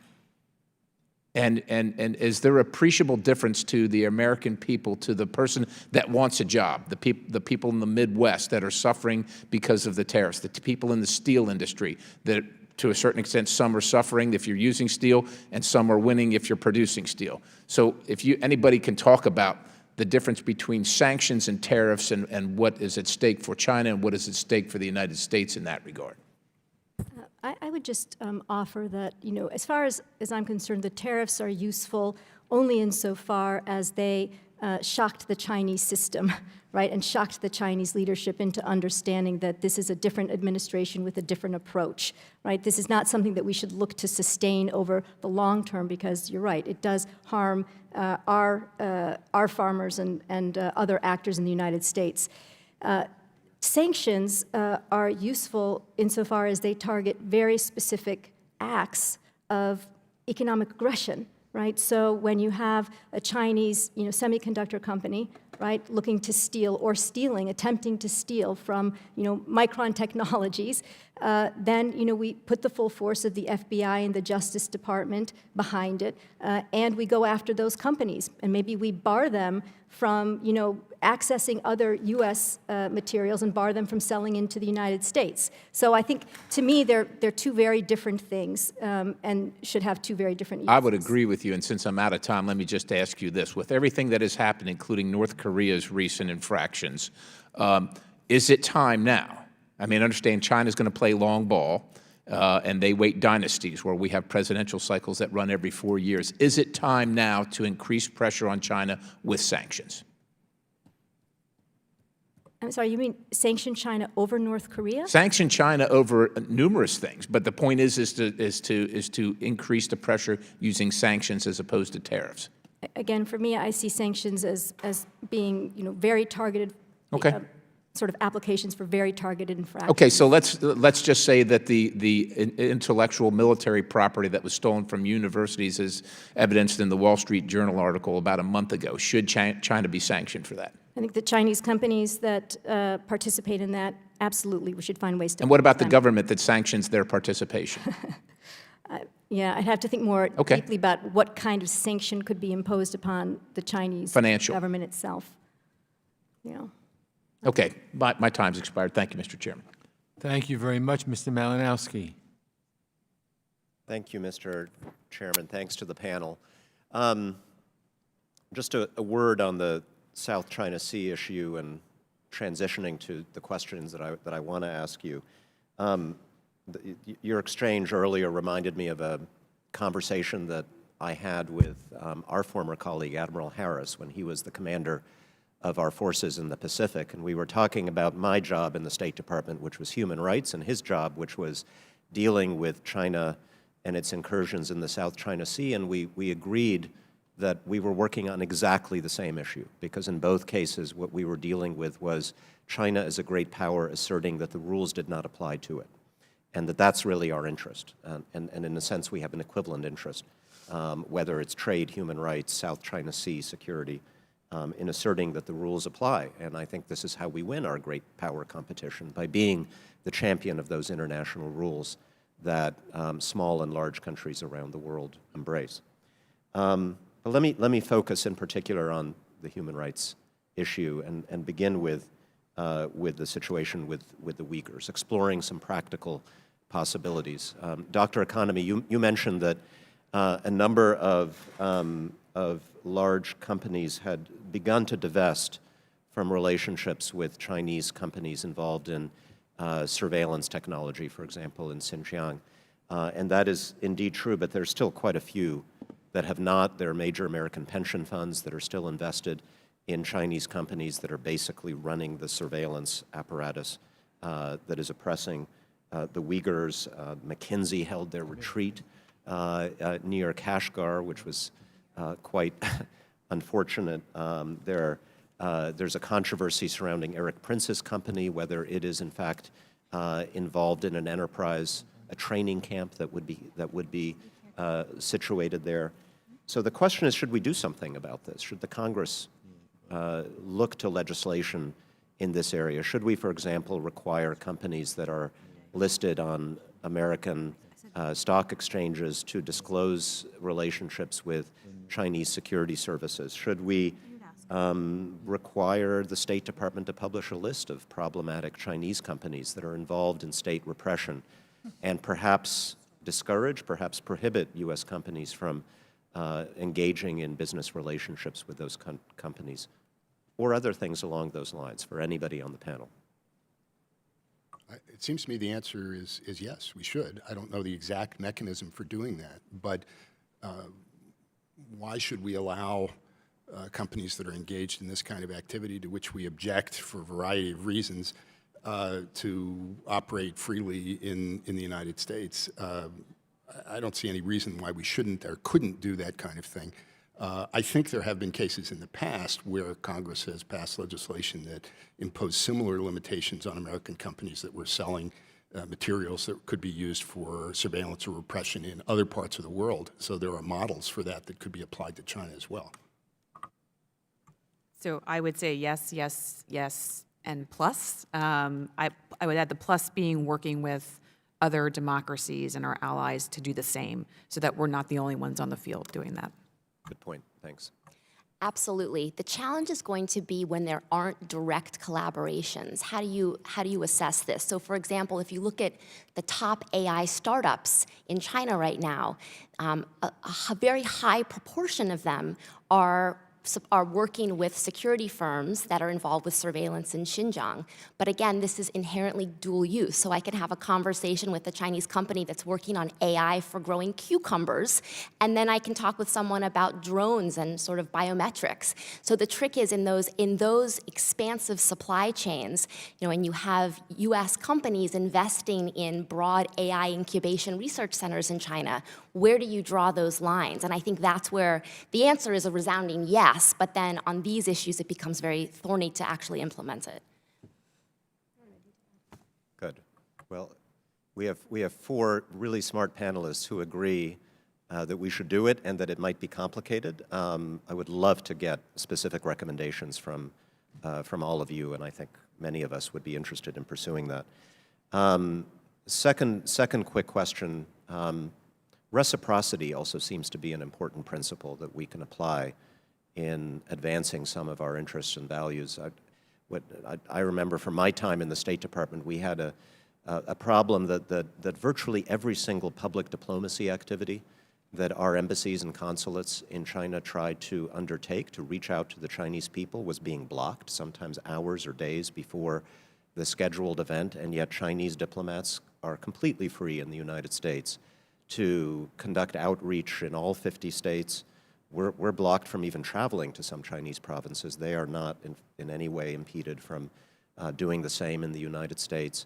Again, there are fine lines here. We don't want to mirror image bad behavior, but should we be more focused on reciprocity when it comes to public diplomacy, when it comes to Chinese media, quote-unquote state media, having full access to the United States, but American journalists are denied visas to go to China?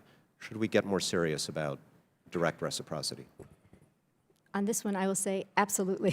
It's something I've recommended across the board, that reciprocity has often been viewed as something that, it's lose-lose and leads to the lowest common denominator, and thus we don't want to practice it. We should set ourselves up as a model for the Chinese to emulate, but I think we're past that point. And so whether we're talking about, the media, or we're talking about Confucius Institutes and, American corners, or we're talking about visas, I think they all, reciprocity can be useful for all of them, with the caveat that we need to understand what our end game is in using reciprocity. And so for me, I look at this issue of the visas right now, where we've started to make it more difficult for some Chinese scholars to come to the United States. And I think the objective shouldn't be to prevent these Chinese scholars from coming to the United States. The objective should be to open the discussion with the Chinese government so that our scholars who've been banned or are having trouble getting to China, that the door opens to them. So, and I think the same is true across the board. Not banning Chinese TV just for the sake of banning Chinese TV, but for opening the door to American television content in China. The gentleman's time has expired. Mr. Shabbat. Thank you. Mr. Friedberg, or Dr. Friedberg, I'd like to go to you first if I could, about Taiwan. Taiwan is not part of China. It has its own government, its own elections, its own military, its own courts. It has its own visas and passports that it issues. It borrows sovereign debt. It has its own central bank and its own currency. its own economy, its own trade relationships, its own national identity. It's never been part of the PRC, despite the fact that China likes to make people think that it was. It never has been, nor do the people of Taiwan want to be part of the PRC. The only thing that makes it different than any other normal country is that Beijing forces international organizations and other countries to treat it differently. Since Jimmy Carter switched diplomatic relations from Taiwan to China, Congress has been in an ongoing tug-of-war with the executive branch to get the State Department to treat Taiwan more like the country that it is. And I've been a long-time supporter of Taiwan. You could probably sense that from what I'm saying, and was one of the founding members of the Congressional Taiwan Caucus, and I'm now one of the co-chairs of the caucus. Would you agree that giving excessive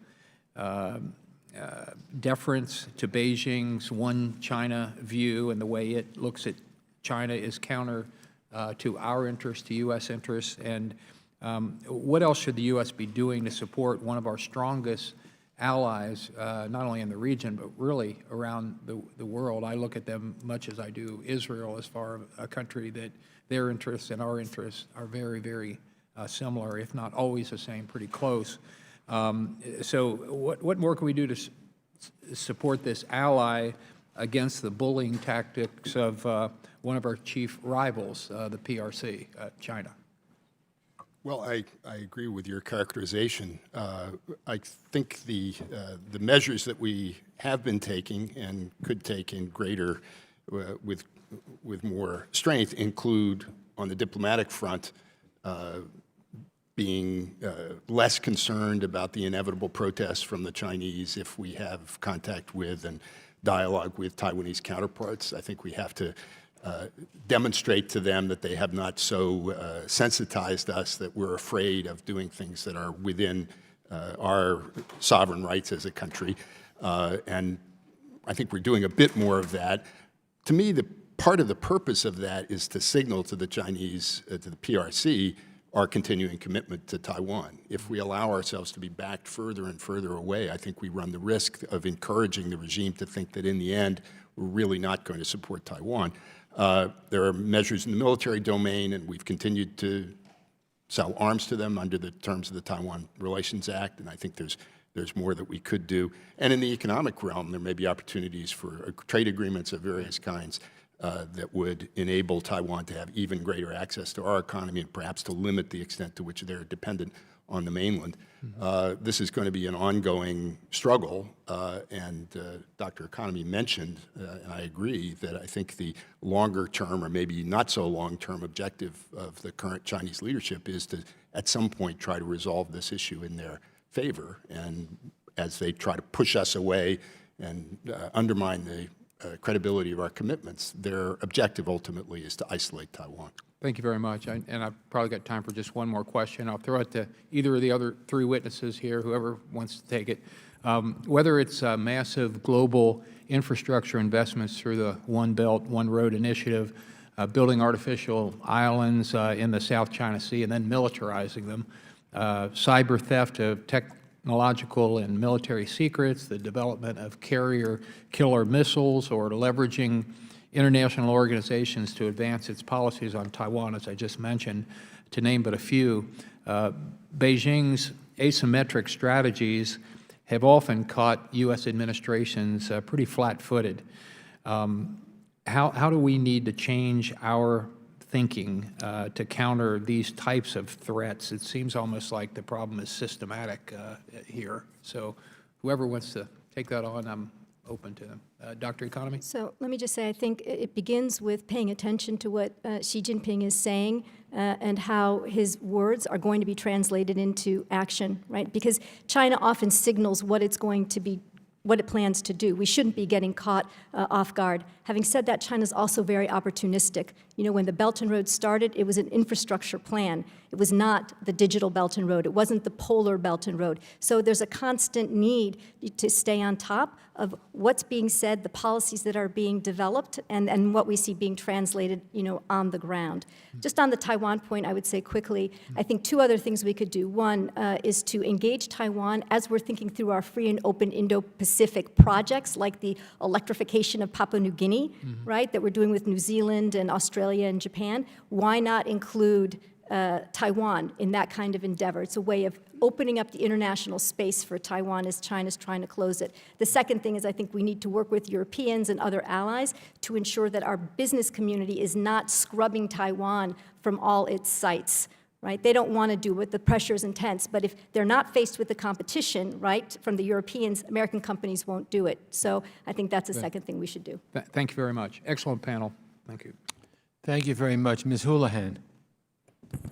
Thank you, Mr. Chair, and thank you to all of you all for your wonderful testimony. My questions are for anybody who has input into them. My first one has to do with the UN and particularly China's influence in peacekeeping operations.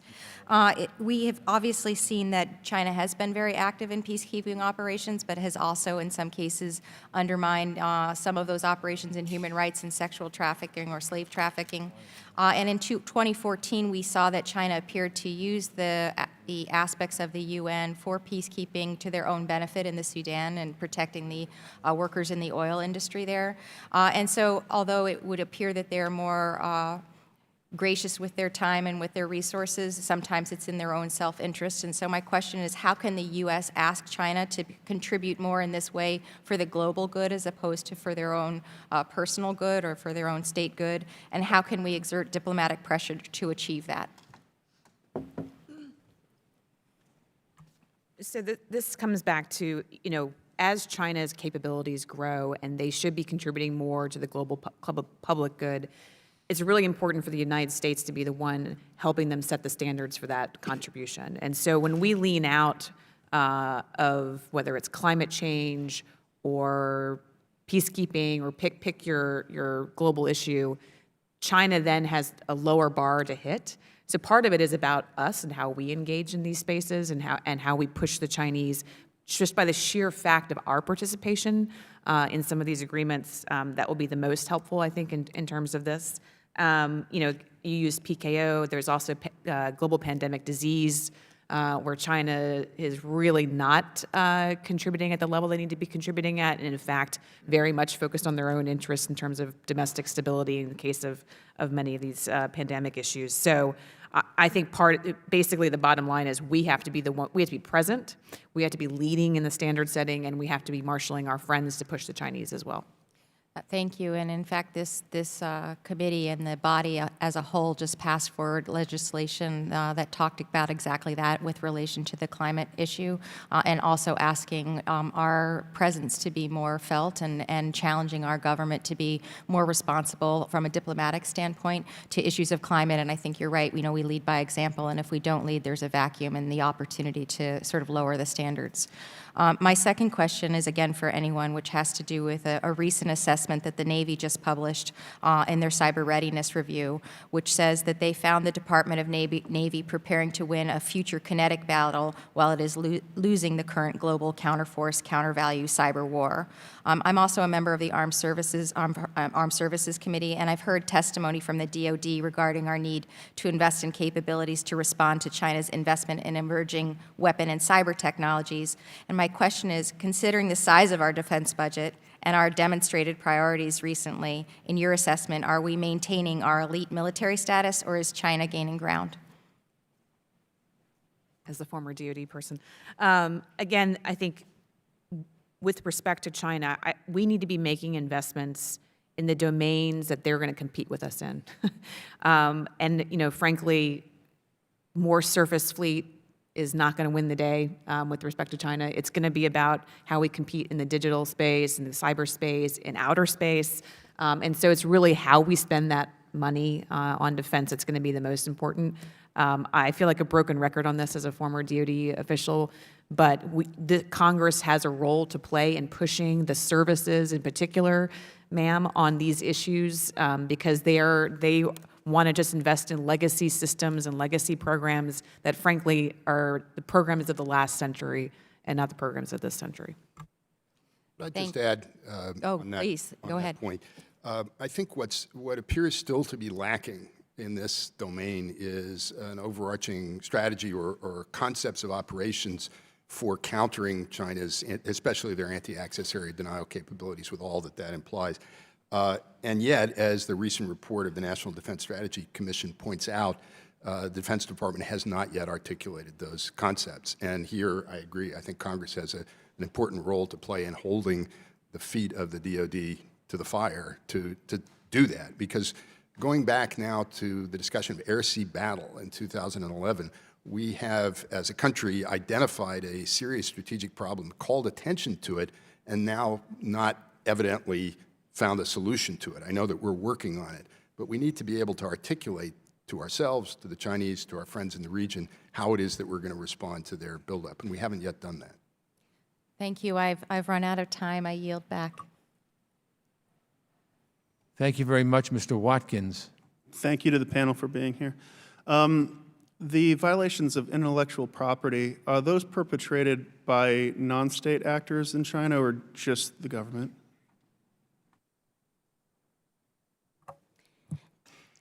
I mentioned earlier that I testified in March about the role that China's cybersecurity standards regime play in tech transfer and IP theft. And I want to highlight that because I think these will continue to be problems even if we get a trade deal. There are over 300 domestic cybersecurity standards in China, which as part of doing business require things like invasive source code reviews and other kinds of sensitive information. This is a channel for IP theft that has nothing to do with state actors or even joint ventures. It's something that I think is somewhat under the radar, but will continue to be an issue. So the answer is much beyond the state actor. It's the whole regulatory structure. Can I just add that I think one step that the United States could take would be to require Chinese firms to disclose their ownership structure before they enter the U.S. market, in part because the distinction between state and private is not always as clear as it appears on the surface. So, when a Chinese citizen enters the United States, they have to provide 5 years of their residence on a form. We should be doing the same thing for Chinese companies in terms of exposing their ownership structure. It's not barring them, it's just imposing a level of transparency that we're currently not imposing. Could I add also, going back to the discussion we had a few minutes ago about sanctions, if we're interested in deterring future theft, we have to impose costs on those who have been identified as engaging in theft. And that, to me, is one reason for using the tool of sanctions in a targeted way against companies, entities, where we can prove that they've been involved in theft of intellectual property. In 2018, China published their Arctic policy, which painted a picture of their vision. Can anybody comment on what the U.S. should be doing? They have a pretty aggressive vision, particularly along the lines of trade routes, scientific research, I suppose. Any comments on that?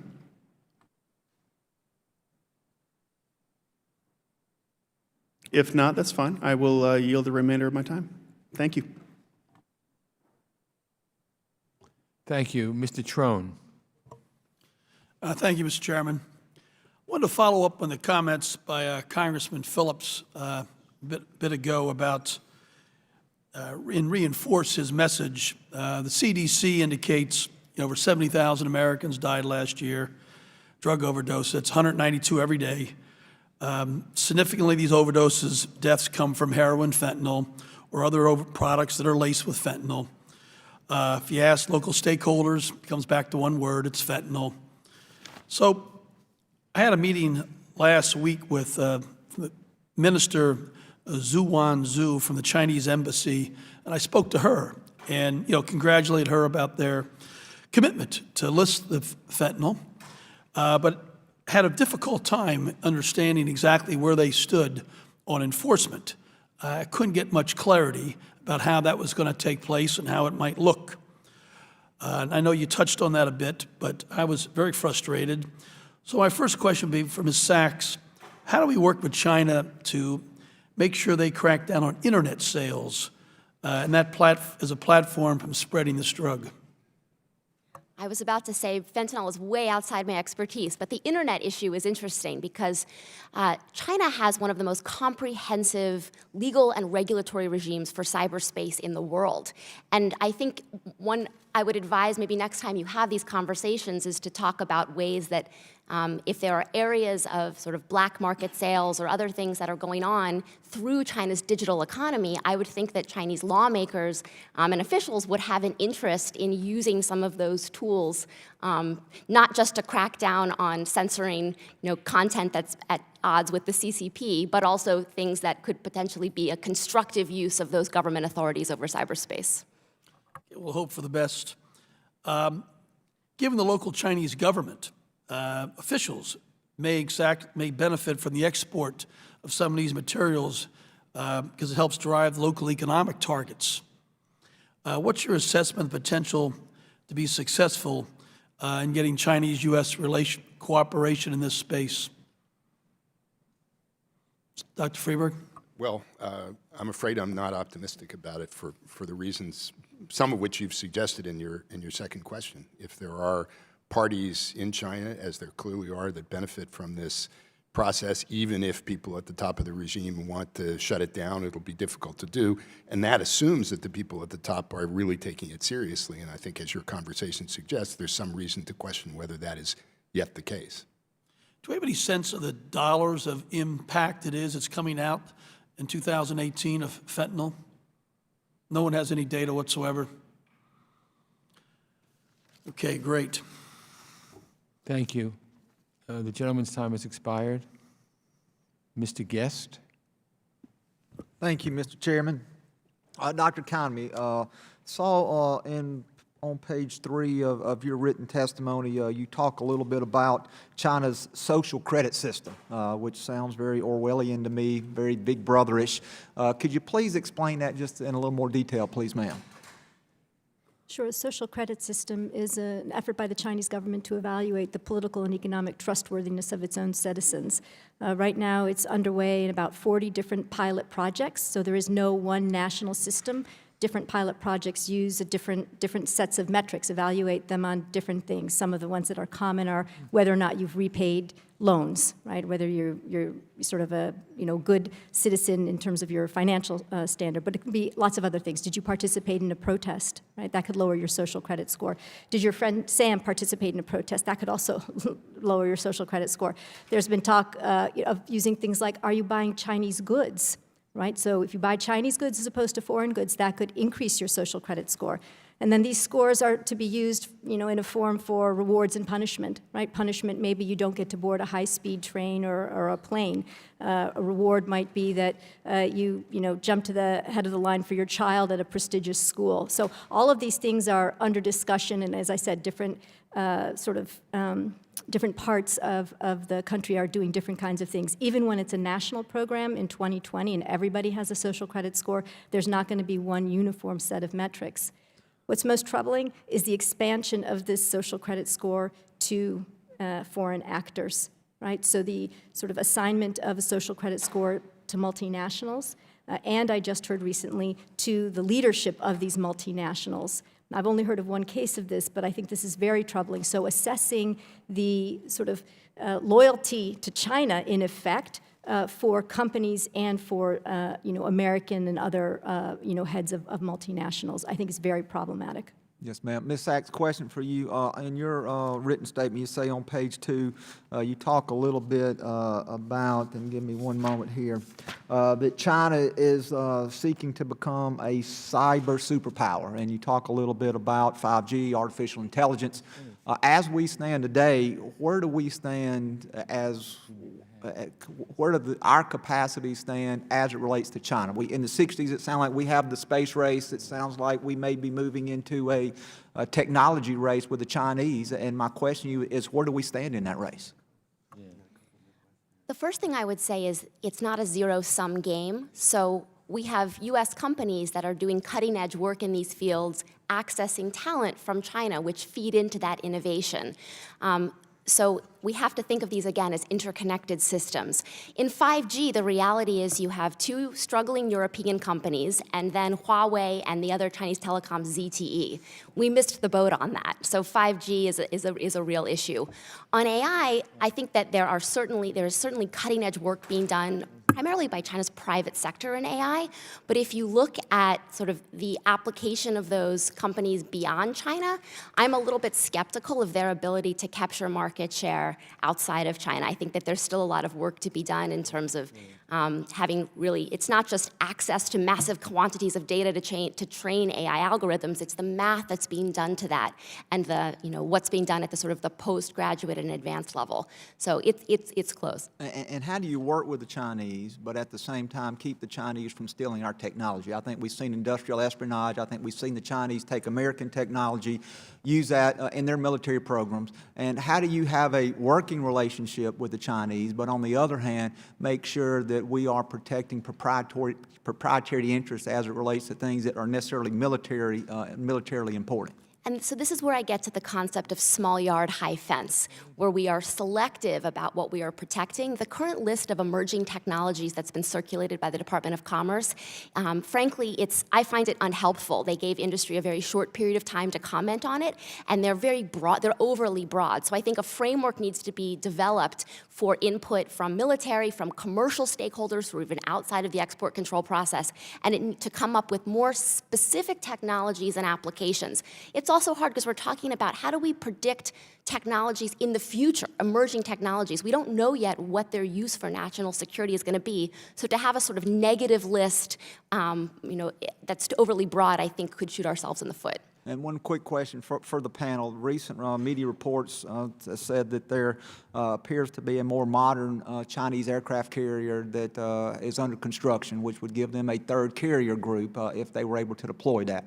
And I know our discussion has not necessarily been as it relates to military, but to the witnesses here, does that cause any of the witnesses concerns that they are continuing to expand their military? So in some respects, China's growing economic power means it's going to naturally develop a more significant military. They have global economic interests that they themselves also want to protect. In terms of the aircraft carrier itself, I still feel confident that ours are better, and I think they have proved that recently. So, does it concern me that they're spending all this in massive military modernization? Yes, I think we should be attentive to what they're doing in that space.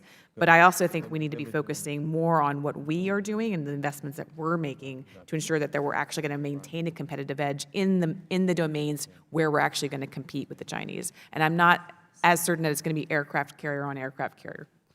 Just very quickly, I think what's important about the further carrier development is as an indication of their intent and desire to be able to project power beyond the region on a global scale, something they're only beginning to do. We will see more of it. It's not shocking. We should expect it. We should think about how we will respond. The gentleman's time has expired. Mr. Allred. Thank you, Mr. Chairman, and thank you to our great panel. I've learned a lot reading your testimony and listening to you today. I was struck by the juxtaposition. I'm a new member of Congress here. I was sworn in during a shutdown, and while our government was shut down, the Chinese were landing a lander on the far side of the moon. And to me, it was kind of a perfect example of how some of our own internal squabbles, lack of domestic and foreign investment, have accelerated China's kind of rise to peer status in many areas. And so it was an interesting way to enter Congress. But one area, Dr. Economy, that I wanted to talk to you about to begin with that I find perplexing is what China is doing on the environment and with their efforts to combat pollution, but also some of the things they're doing that's going to contribute to their pollution outputs. And I want to ask, despite they're of course a member of the Paris Agreement, we are not. In this House, we have voted to try and rejoin the Paris Climate Accord. But I wonder if you could walk me through what you think the Chinese are thinking there and what kind of their strategic goals are. Sure. So this is the first Chinese leadership, I would say, to take the environment seriously in China, and it's done so because the environment was really the largest source of social unrest in the country, just as this leadership was coming into power. So both online and in terms of actual massive demonstrations, you know, they were having 10, 15,000 people, you know, gather in the streets to protest the air quality.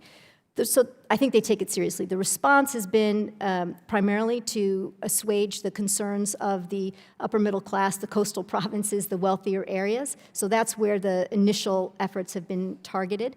We've seen that as the economy has slowed, they've stepped back from some of their environmental targets and timetables, right? It's because the economy is still more important to them than the environment. I think they see a technological advantage to be had, or an economic advantage to be had, from pushing forward very aggressively in renewable energies, you know, where they have captured the market, solar energy, wind, et cetera. So I think now they're going to do it with electric cars, right? They have more than 400 different electric car companies. They have the largest electric car market and electric car manufacturing capacity. So I think they see this as a big advantage for them moving into this space. At the same time, first, you know, their CO2 emissions increased both last year and the year before.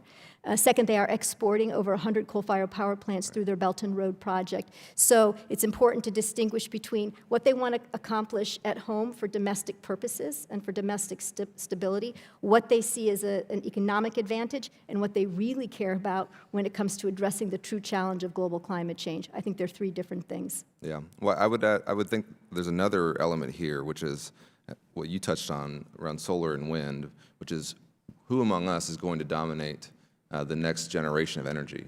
Right. And in Texas, we have expanded our wind capacity dramatically. It's our second highest source of energy, electric energy.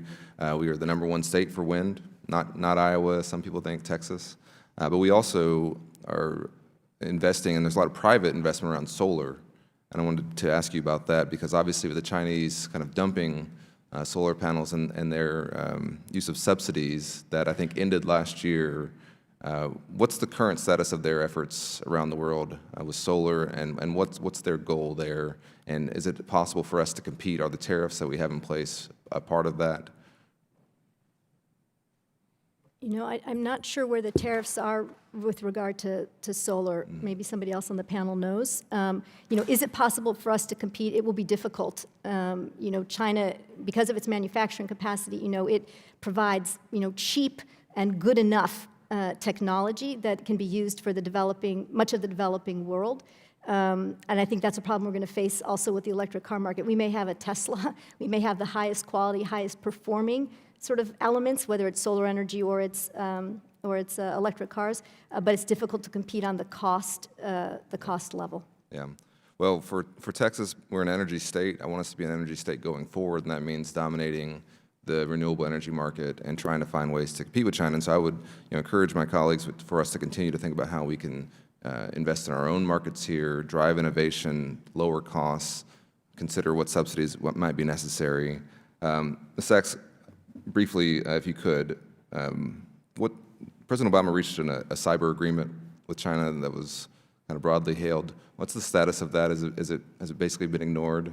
I think the consensus is that the Chinese side has not lived up to the commitments made during that. I would argue that the reason that there were some initial decline in cyber attacks after the agreement, I think it really had nothing to do with the agreement. Apologies to anyone in the room who was involved with it. I think that those are other factors, and probably Chinese cyber attacks just became much more sophisticated and difficult to detect. Thank you so much. Thank you, Mr. Chairman. Thank you, Mr. Allred. Mr. Costa. Thank you very much, Mr. Chairman. A lot of questions, not enough time. Try to be focused on your responses.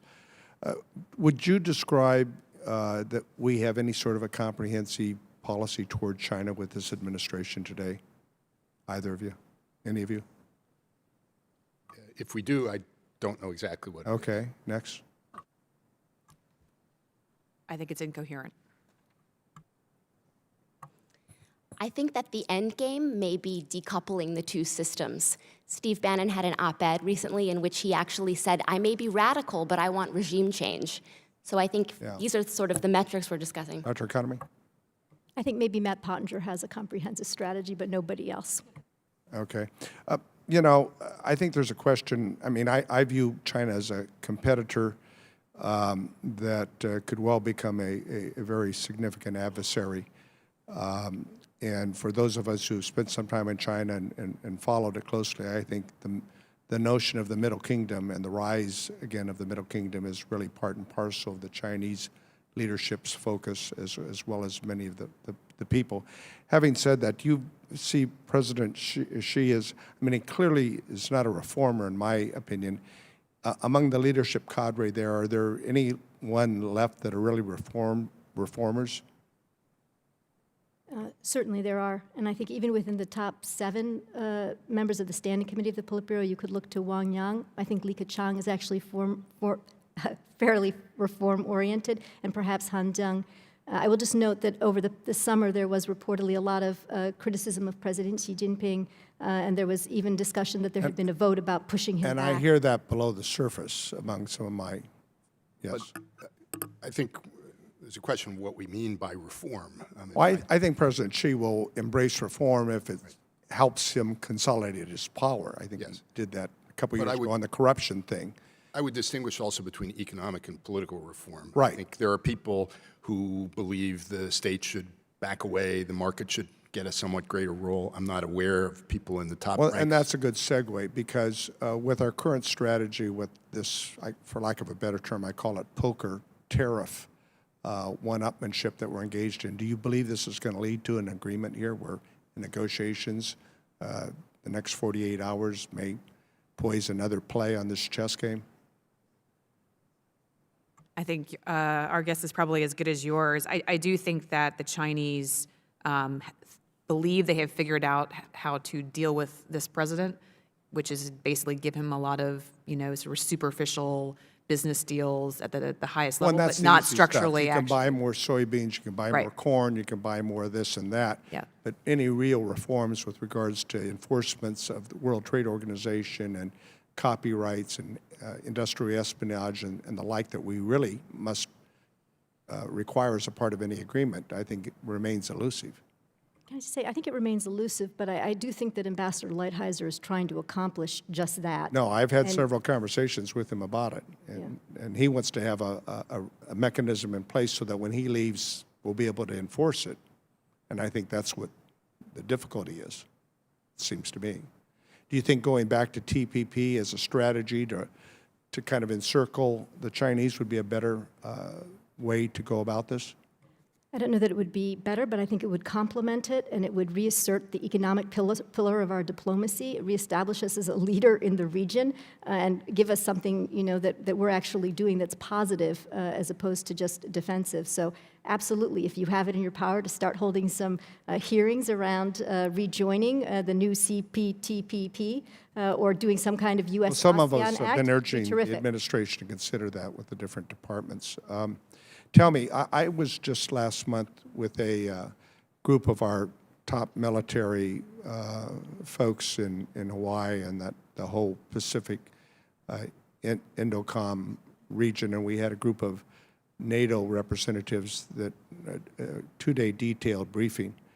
And there was a lot of comments to the effect that they wish there was an equivalent of a NATO in the Pacific as it related to the current challenges that China is creating and juxtaposed with North Korea. Any thoughts or comments on that? I don't think that's likely to happen. No, I don't think it is either. But in large part because other countries in the region would be reluctant to be drawn into such an arrangement. That said, I do think that there are some things organically emerging because of China's activities. There's greater cooperation, for example, between Japan, Australia, the United States on the defense front. Certainly, we're seeing in the South China Sea among the claimant states more maritime domain awareness cooperation. So some networking is actually emerging, even if it's not formal. My time's expired, but if I might, the chairman, entertain one quick last question. Do we really believe, because I don't think it's in China's interest, that they're going to be really constructive in supporting our efforts to denuclearize North Korea? It seems the last thing they wanted is a united Korean peninsula, in my perspective. And I think they just want to control North Korea to the degree that it continues to be a problem for us. I don't know. Am I wrong? I think that is sound analysis. I agree. I don't think that they're going to press hard enough to bring about those changes. I would just say, I think there certainly has been a debate underway inside China, and there are certainly many scholars and sort of senior-type scholars who would favor denuclearized North Korea, who view North Korea as a millstone around China's neck. So I think there's an active debate, or there has been an active debate. Well, as we know, China no exception. Countries do what they believe is in their own interest, and that's what we have to deal with from a realistic standpoint. Thank you, Mr. Chairman, for the time and this important hearing. Thank you, Mr. Costa. Mr. Deutsch. Thank you, Mr. Chairman. Thanks to the witnesses for being here and staying here. Nearly 7 years after the founding of the People's Republic of China and 40 years after the reestablishment of U.S.-Chinese diplomatic relations, China's become a political, economic, technological, and military competitor of the U.S. Obviously, as we've spoken about throughout this hearing, China's interests are increasingly global. Having meddled in Australian politics, constructed its first military base in Djibouti, invested in more than a dozen ports throughout Europe, and now serving as the largest creditor in Latin America. Beijing is also the largest importer of oil from the Middle East and North Africa. Tomorrow I'll chair a subcommittee hearing that will examine Chinese influence in the Middle East, and I look forward to learning more about China's influence in that region. But today I want to just look at ways in which China uses non-traditional power plays to disrupt U.S. interests. And I'd like to submit for the record a Wall Street Journal article entitled "Flood of Trademark Applications from China Alarms U.S. Officials," dated May 5th, 2018, and I see no objection to submitting that for the record. This article describes the massive influx of trademark applications filed by Chinese entities and individuals. It describes the IP challenges the U.S. is facing in China and the monetary incentives some Chinese provincial governments are offering their citizens for successfully registered trademarks here in the U.S. According to the USPTO's Performance and Accountability Report, there were 6,323 applications in 2014 by Chinese entities and individuals. By 2015, the number of applications more than doubled to over 14,000. In 2016, there were almost 29,000, a 200% increase. In 2017, there were over 50,000 applications, and last year, a smaller but still significant uptick to close to 58,000 applications. So from the reporting that I've seen, a significant number of applications, even ones that end up being granted by the PTO, are fraudulent, with clearly photoshopped photographs of products or photos taken from competitors' websites rather than of their own products. We've spoken with the PTO about this problem. I know they're taking some steps to better identify and address the problem, but it still seems like malign actors in China have been very successful in gaming our system, either for local incentives or for more traditional trolling. In the end, we're left with too many fraudulent trademarks in our system that prevent Americans and other legitimate businesses from qualifying for legitimate trademarks considered too similar to suspicious and likely fraudulent Chinese trademarks. This deceptive practice is designed to not only harm U.S. financial interests, but it makes U.S. actors less competitive in the global marketplace. So the question, and late in the hearing, I guess I'll ask it generally, how best should the U.S. confront these sorts of IP challenges that we're seeing in China, specifically with the PTO and these applications? Dr. Friedberg? Well, I have to say, I thought I was aware of most of the things that the Chinese are up to. I had not heard about this, so it's something else to worry about. It's made this a successful hearing then. So thank you. Just a general point, I'm afraid this is not a specific answer because I just don't know enough about this topic, but it seems to me that we've reached a point where we really can't continue to treat China as a normal trading partner in any one of a variety of different domains because of the nature of their system and the way in which they've been exploiting the openness of ours. So in a sense, I think we have to look at a blank sheet and ask ourselves, not just is this a non-zero-sum relationship, because it may be, but who's gaining more from it and how are the Chinese gaining from it? If we don't do that, I think we're going to get run in circles as we have about a variety of other issues related to intellectual property. So that's not an answer to your question, but I think we have to stand back from the whole relationship and look at it in its totality, given what has happened now with the evolution of China's system. We were open. We thought it would change them. Right. It didn't. What are we going to do about it? So as we reevaluate, in response to U.S. criticism, Beijing approved this new foreign investment law to protect what they refer to as the legitimate rights and interests of foreign firms. Is that sufficient? And if not, what areas need further improvement? Dr. Kaname? So that's just the law. What we have to look at are the implementing regulations and what happens when companies try to do business. Because one thing that happens oftentimes with China when they do something that seems good, on the face of it, is that they put in place a number of, informal barriers to market entry or local regulations that are designed to achieve something that the state wants to achieve. So that in effect, yes, Visa and MasterCard can have access to the Chinese market, but 3 or 4 years later, they still have no license to operate. And by the way, even if they get a license at this point, it's basically useless. Great. Thank you, Mr. Chairman. Thanks for holding this really important hearing, and thanks again to the witnesses for being here. Thank you, Mr. Deutsch. Before I adjourn the hearing, I will have a question I'd like to ask each of our panelists, and that is, it was touched on before by a few people, is a Chinese move on Taiwan inevitable? Why don't we start with Dr. Economy? I think unless there's a change in leadership, yes. Ms. Sachs? Okay. I agree with Dr. Economy. I think it matters, though, the how. I think that the way China is proceeding right now is they're basically trying to economically absorb Taiwan and isolate it enough internationally that no one notices what's going on or disrupting their political campaigns.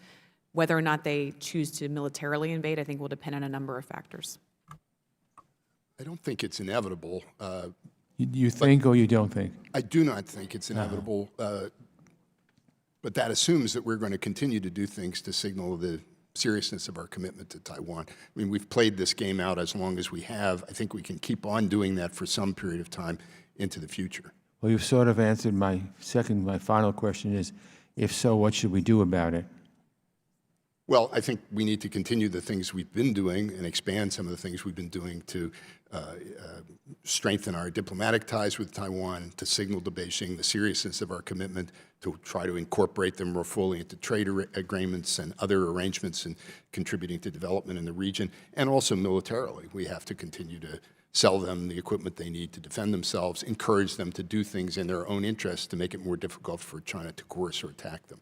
Dr. Economy, do you agree? Yeah, I would just say, as I mentioned before, I think including them in the free and open Indo-Pacific in a much more substantive way is important. And I think we need to get other allies on board, Japan, Australia, the European Union. This can't just be about the United States sustaining Taiwan, but it needs to be a much more aggressive and global effort. It's very, anybody else? Yes. I would also think it's important to assess Taiwan in the context of a broader global trend of shrinking democracy globally and the rise of authoritarianism. And we tend to put Taiwan purely in a U.S.-China bilateral context, and actually it's part of a larger problem. Thank you. We had a hearing a few months ago, and it was really interesting. Part of it was about NATO and what we should expect and what are the pitfalls and what will we be doing. And all the witnesses agreed that the biggest threat to NATO in the incoming years would be China rather than Russia, which struck me as very interesting since NATO was actually formed to stop the then Soviet Union from making moves. So I think China it was very interesting to have that kind of a statement. So I want to thank all our witnesses for their time and testimony today. This hearing has underscored the immense and cross-cutting nature of the U.S.-China challenge. And while smart competition with China is an imperative for U.S. foreign policy, it's clearly not just a foreign policy issue, but one that demands a whole of government and indeed whole of society response. So that's why we're doing a lot of things on China in the committee. I look forward to the outcomes of the subcommittee hearings that will take place this afternoon and tomorrow, and to our continued work on this committee on this pressing issue. So again, I want to thank our excellent witnesses Concludes the hearing, and the committee is adjourned. Thank you.